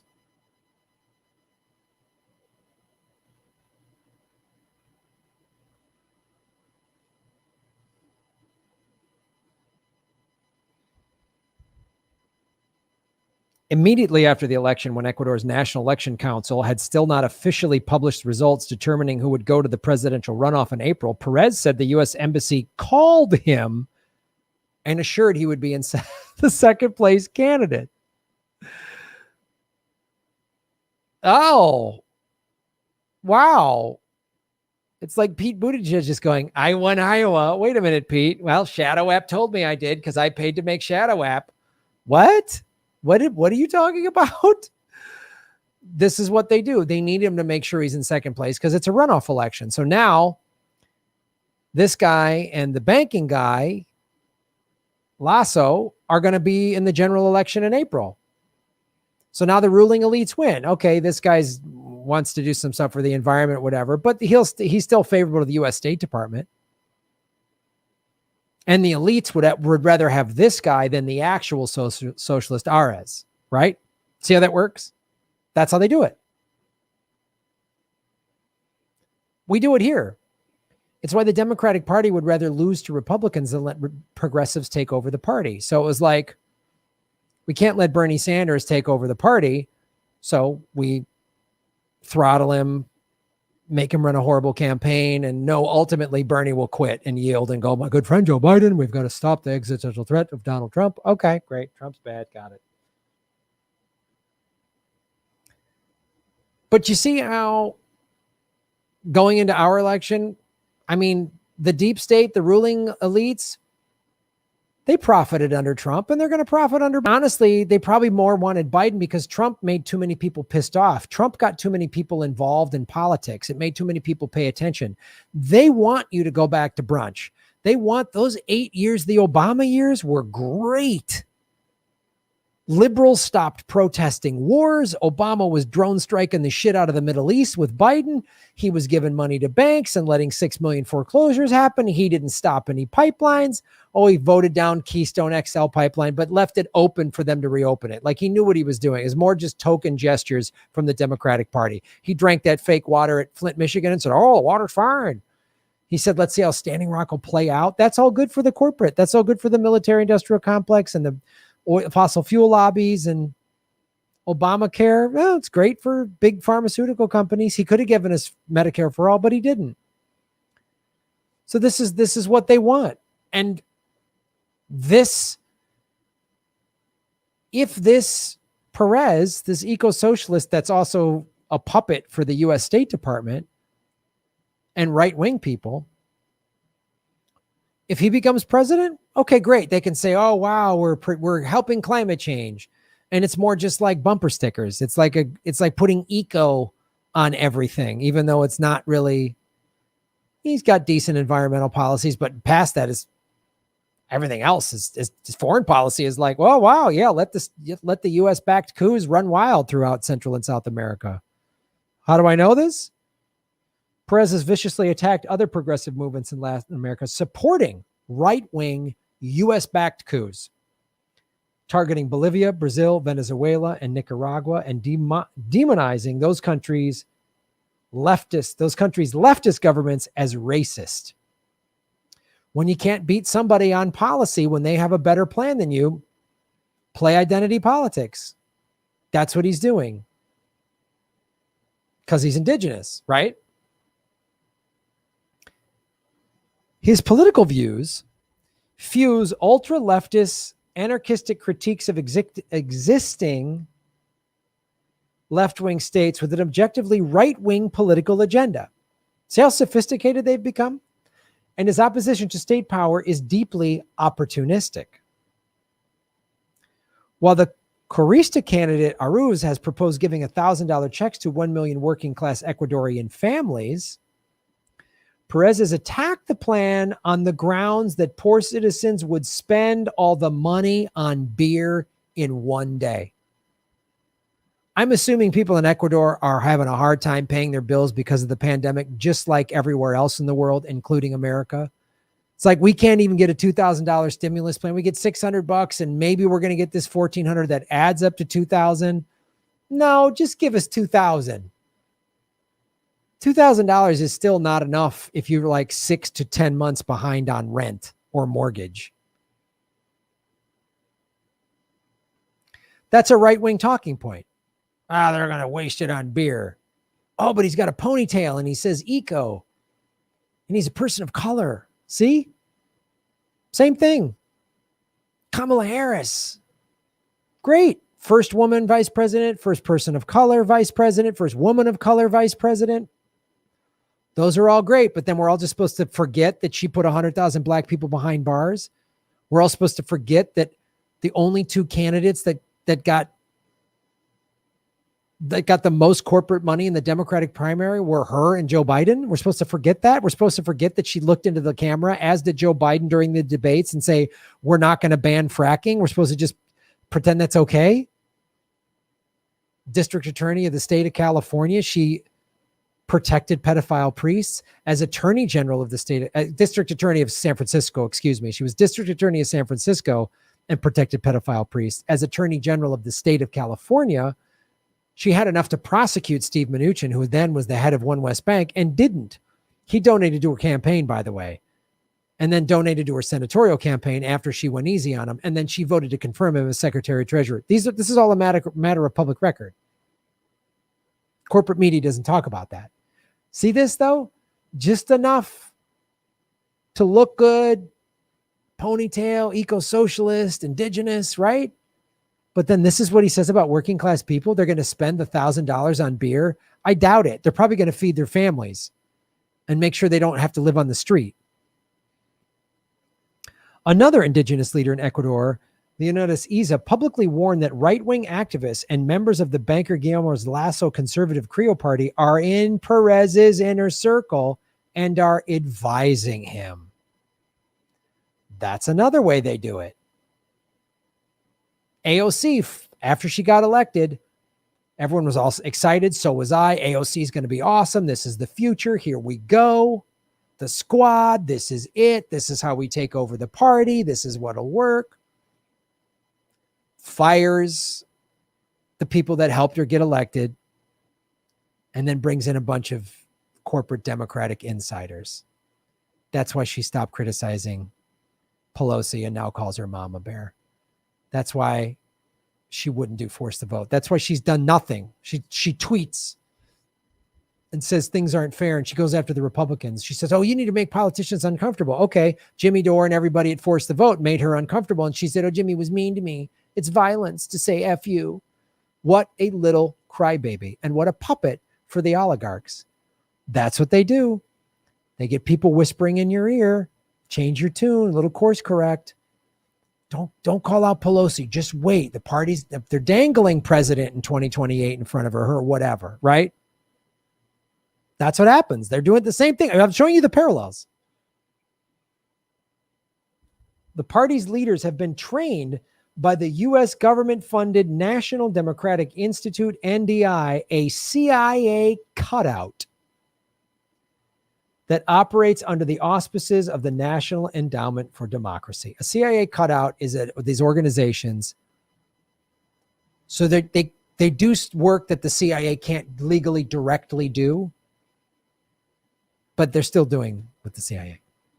It's still CIA's pulling the strings, funding it, saying back this candidate, don't back that candidate. How do we know this is true? Look, Project protecting the rights of indigenous peoples and environmental activists. Human rights to strengthen the capacity of, right?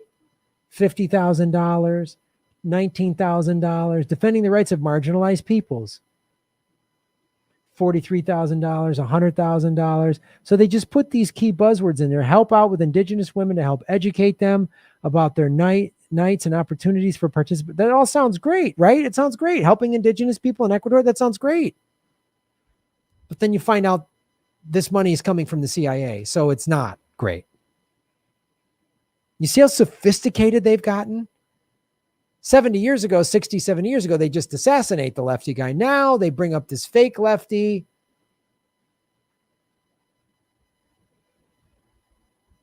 What did Malcolm X say? The best way to get somebody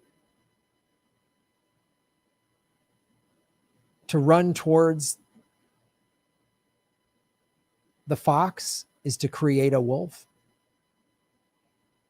Look at how Trump is so awful. He's so awful. And then I wrote, we got Joe Biden. First day of Biden's presidency, rolls troops back into Syria, expanding the surveillance. They want to do Patriot 2.0 as a result of the Capitol building. So that's what this guy, Perez, will do if he gets in there. If he doesn't win, then it's like, oh, they just needed him to take votes away from to split up the left vote to get Lasso back, to keep Lasso back in there, right? The banker guy.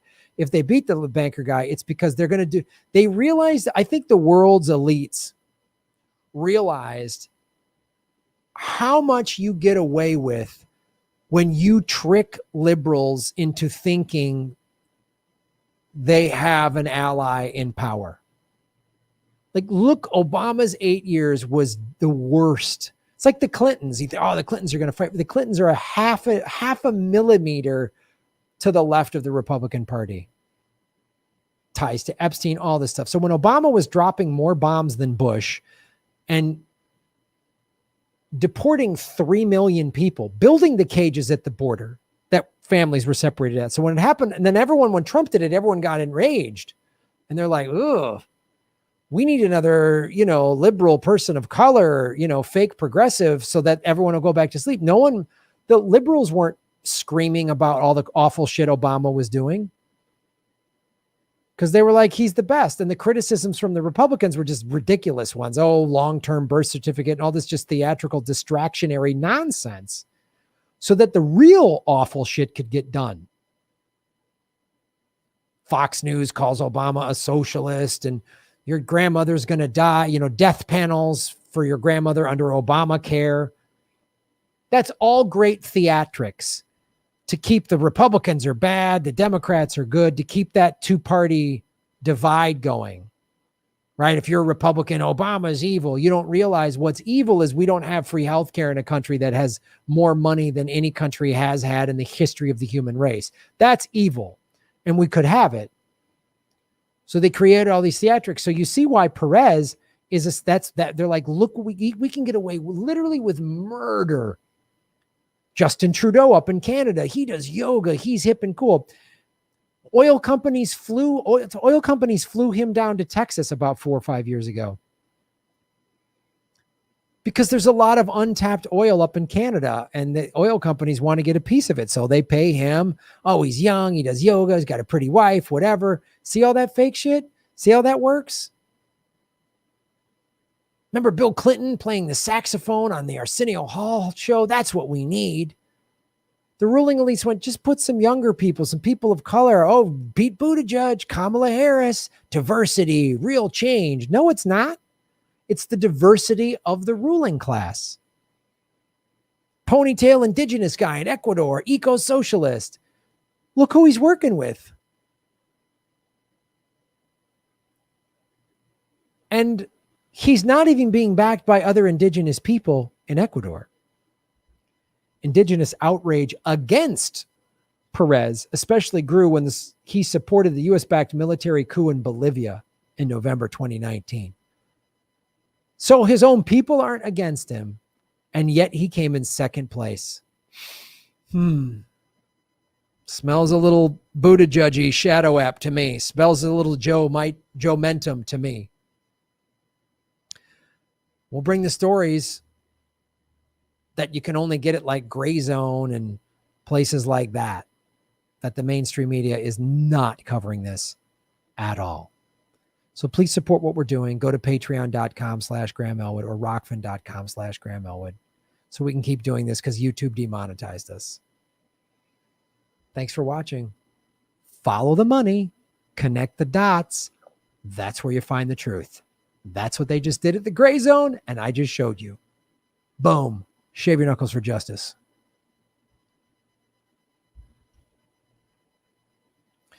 All right.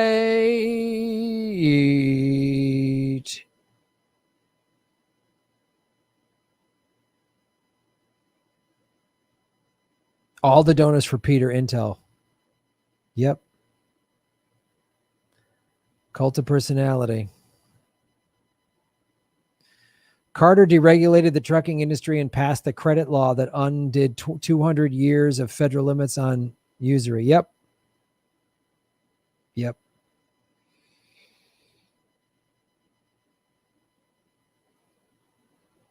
Yeah. YouTube channel Barcalypse now has a pretty good series on the history of neoliberalism. I recommend it to everyone. Right on. Hi, Graham. We dated in college. Well, what's up? Hi.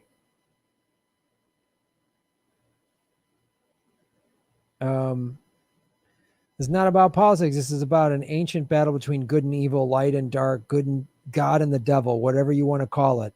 Yep. You're right on that.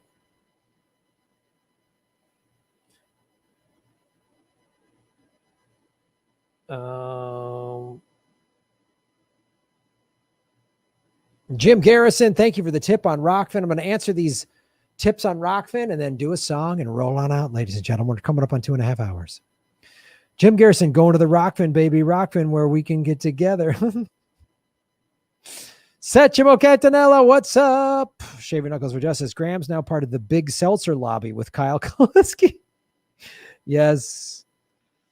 Oh, I mean, between all the fat sacks of cash I get from Big Kale, Big Seltzer, Organic Fruit Mafia, Kale Street, it's nuts. Annabelle Corley, what's up, Annabelle? How's everything down under, sweetie? Time to go back to after my kale sandwich with some kale mayo, a little kale heavy for my taste, but you got to do what you got to do, right, Graham? Kale it up down under.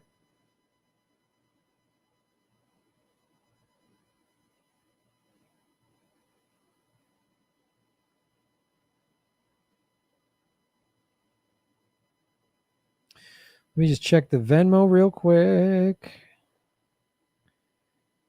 And then we will sing a song. What do you want me to sing? All right, folks. What do you want me to sing? To check Joe Rogan? He must really be hurting. He hopes Rogan mentions his name so he gets some viewers or something. Jesus, Chenk's an idiot. Safety Dance by Men Without Hats. Ooh.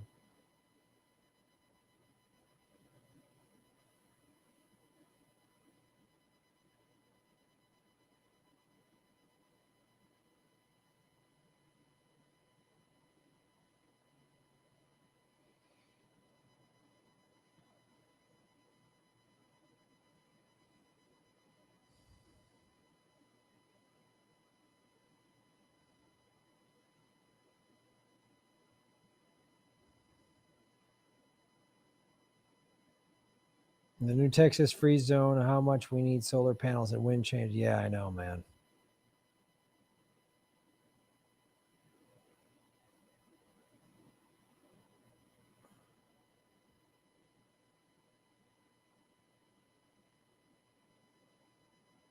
All right.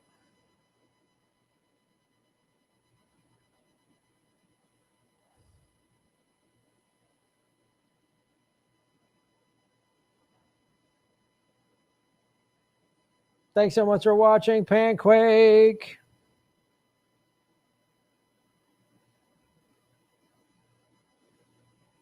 Yeah, Cenk is probably trying to pick a fight, so maybe Rogan will bring him back on because he needs donors for TYT because they're running out of money. That's why he sends all those emails. Help me out. We need money. Yeah, hopefully Rogan just won't even say anything about it. And just like, I've never heard of Cenk.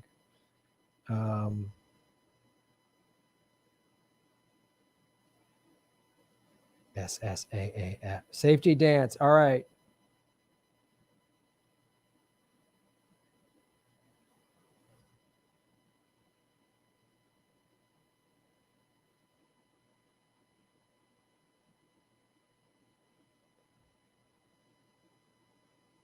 Jane Saddleticon. Was that your name in college, Jane?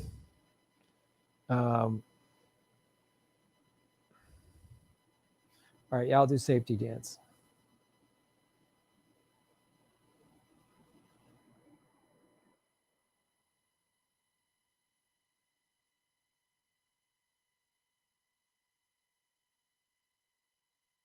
As Shatner.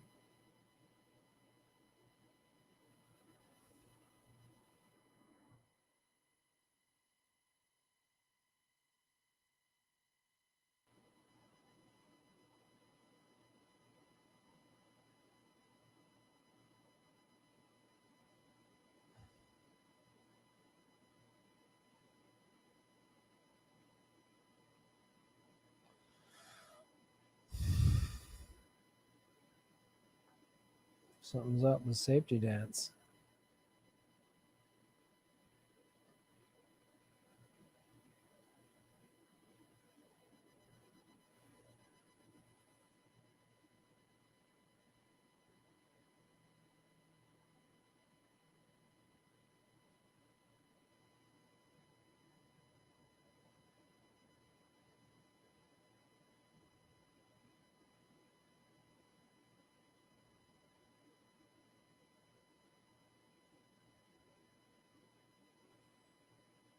I know it's not working.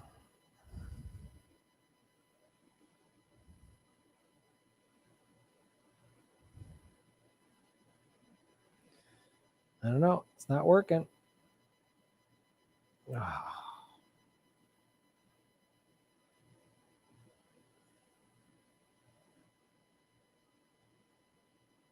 Yeah, for some reason, safety dance won't load in.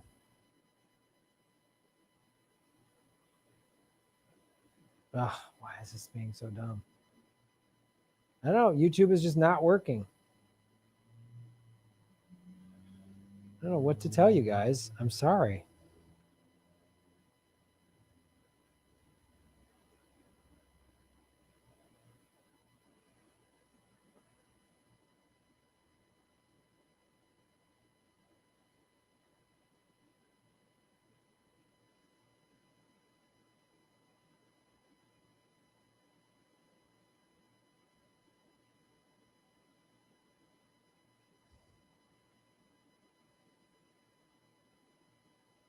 Yeah, I'm trying to get, but something's up. I don't know. YouTube, the karaoke pages just weren't loading. YouTube might, I don't know. This is another way they're throttling me. They don't want me to do karaoke. Come on.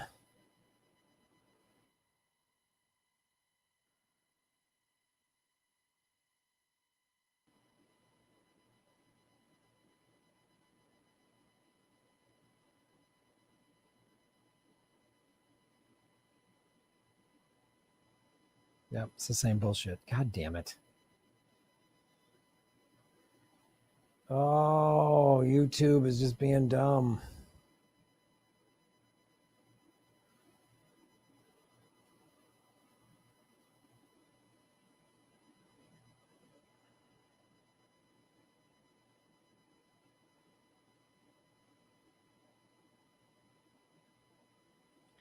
YouTube is just down, guys. I'm sorry. There's no songs to sing. And I'm trying to do other songs. It's not working. YouTube just won't load in. I'm sorry.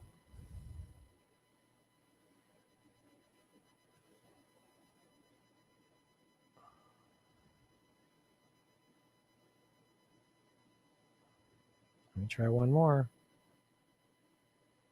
Nope. It's not playing. I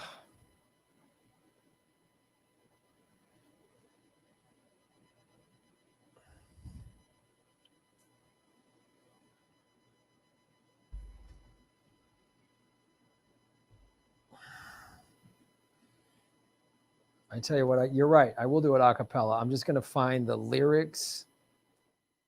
Safety dance lyrics.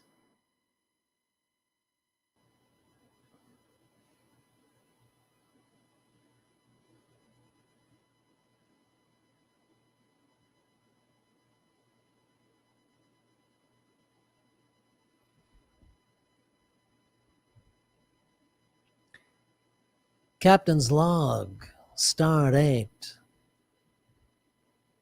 8/2/1821. We've encountered a planet of men without hats. We can dance if we want to. We can leave your friends behind, because if your friends don't dance, and if they don't dance, then they're no friends of mine. Say we can go where we want to, a place they will never find, on a 5-year mission from out of this world, leave the real one behind. We can dance or sing. We can go when we want to. The night is young, and so am I. And we can dress real neat from hats to our feet and surprise them with our victory cry. Say we can act if we want to. And if we don't, nobody will. And you can act real rude and be totally removed. And I can act like an imbecile. And say, we can dance. We can dance. Everything's out of control. We can dance. We can dance. They're doing it from pole to pole. We can dance. We can dance. Everybody look at your hands. We can dance, we can dance. Everybody's taking the chance, the safety dance. Oh, well, Bones, it's the safety dance. We can dance if we want to. We've got all your life in mind. As long as we abuse it, never gonna lose it. Everything will work out right. I say we can dance if we want to. We can leave your friends behind, because if your friends don't dance, and if they don't dance, then they're no friends of mine. I say we can dance. We can dance. Everything is out of control. Shields are down. We can dance. We can dance. We're doing it from pole to pole. We can dance. We can dance. Everybody look at your tricorder. We can dance. We can dance. Everybody's taking the chance. Oh, well, the safety dance. Yes, the safety dance. Scotty, I need more power for the safety dance. Spock, do the safety dance. The safety dance. Well, it's the safety dance. It is the safety dance. S S S S A A A A F F T T T Y dance. Safety dance, long and prosper. Acapella, we did it. That was a little nuts. Oh, that was super fun. Super fun. I'm so glad you love this. Sounds like more like Christopher Walken. I know. My Shatner and my Walken, they're cousins. This is fantastic. I'm so glad we had fun tonight. Thanks, everybody. I will clip that out. All of my karaoke videos are at Rockfin Premium. You can see Eddie Vedder, Darien, Granny Petrol, Shatner. Another great thing you get, all this, and that is only, the karaoke videos are only on Rockfin. So I'm dropping at least one free video a day on YouTube, and then 2 to 3 videos a day for free on Rockfin. So there's at least 1 or 2 videos a day on Rockfin that are free, but are exclusive to Rockfin. You can't see them anywhere else. So I'm just going to put more exclusive content for free and some behind the paywall at rockfin.com/Graham. Thanks, everybody. I'm glad you guys liked the song. That's great. I'm glad you guys all enjoyed it. I'm glad you liked the song. Thank you so much. We can dance if we want to. We can leave your friends behind, because if your friends don't dance, and if they don't dance, then they're no friends of mine. Shave your knuckles for justice.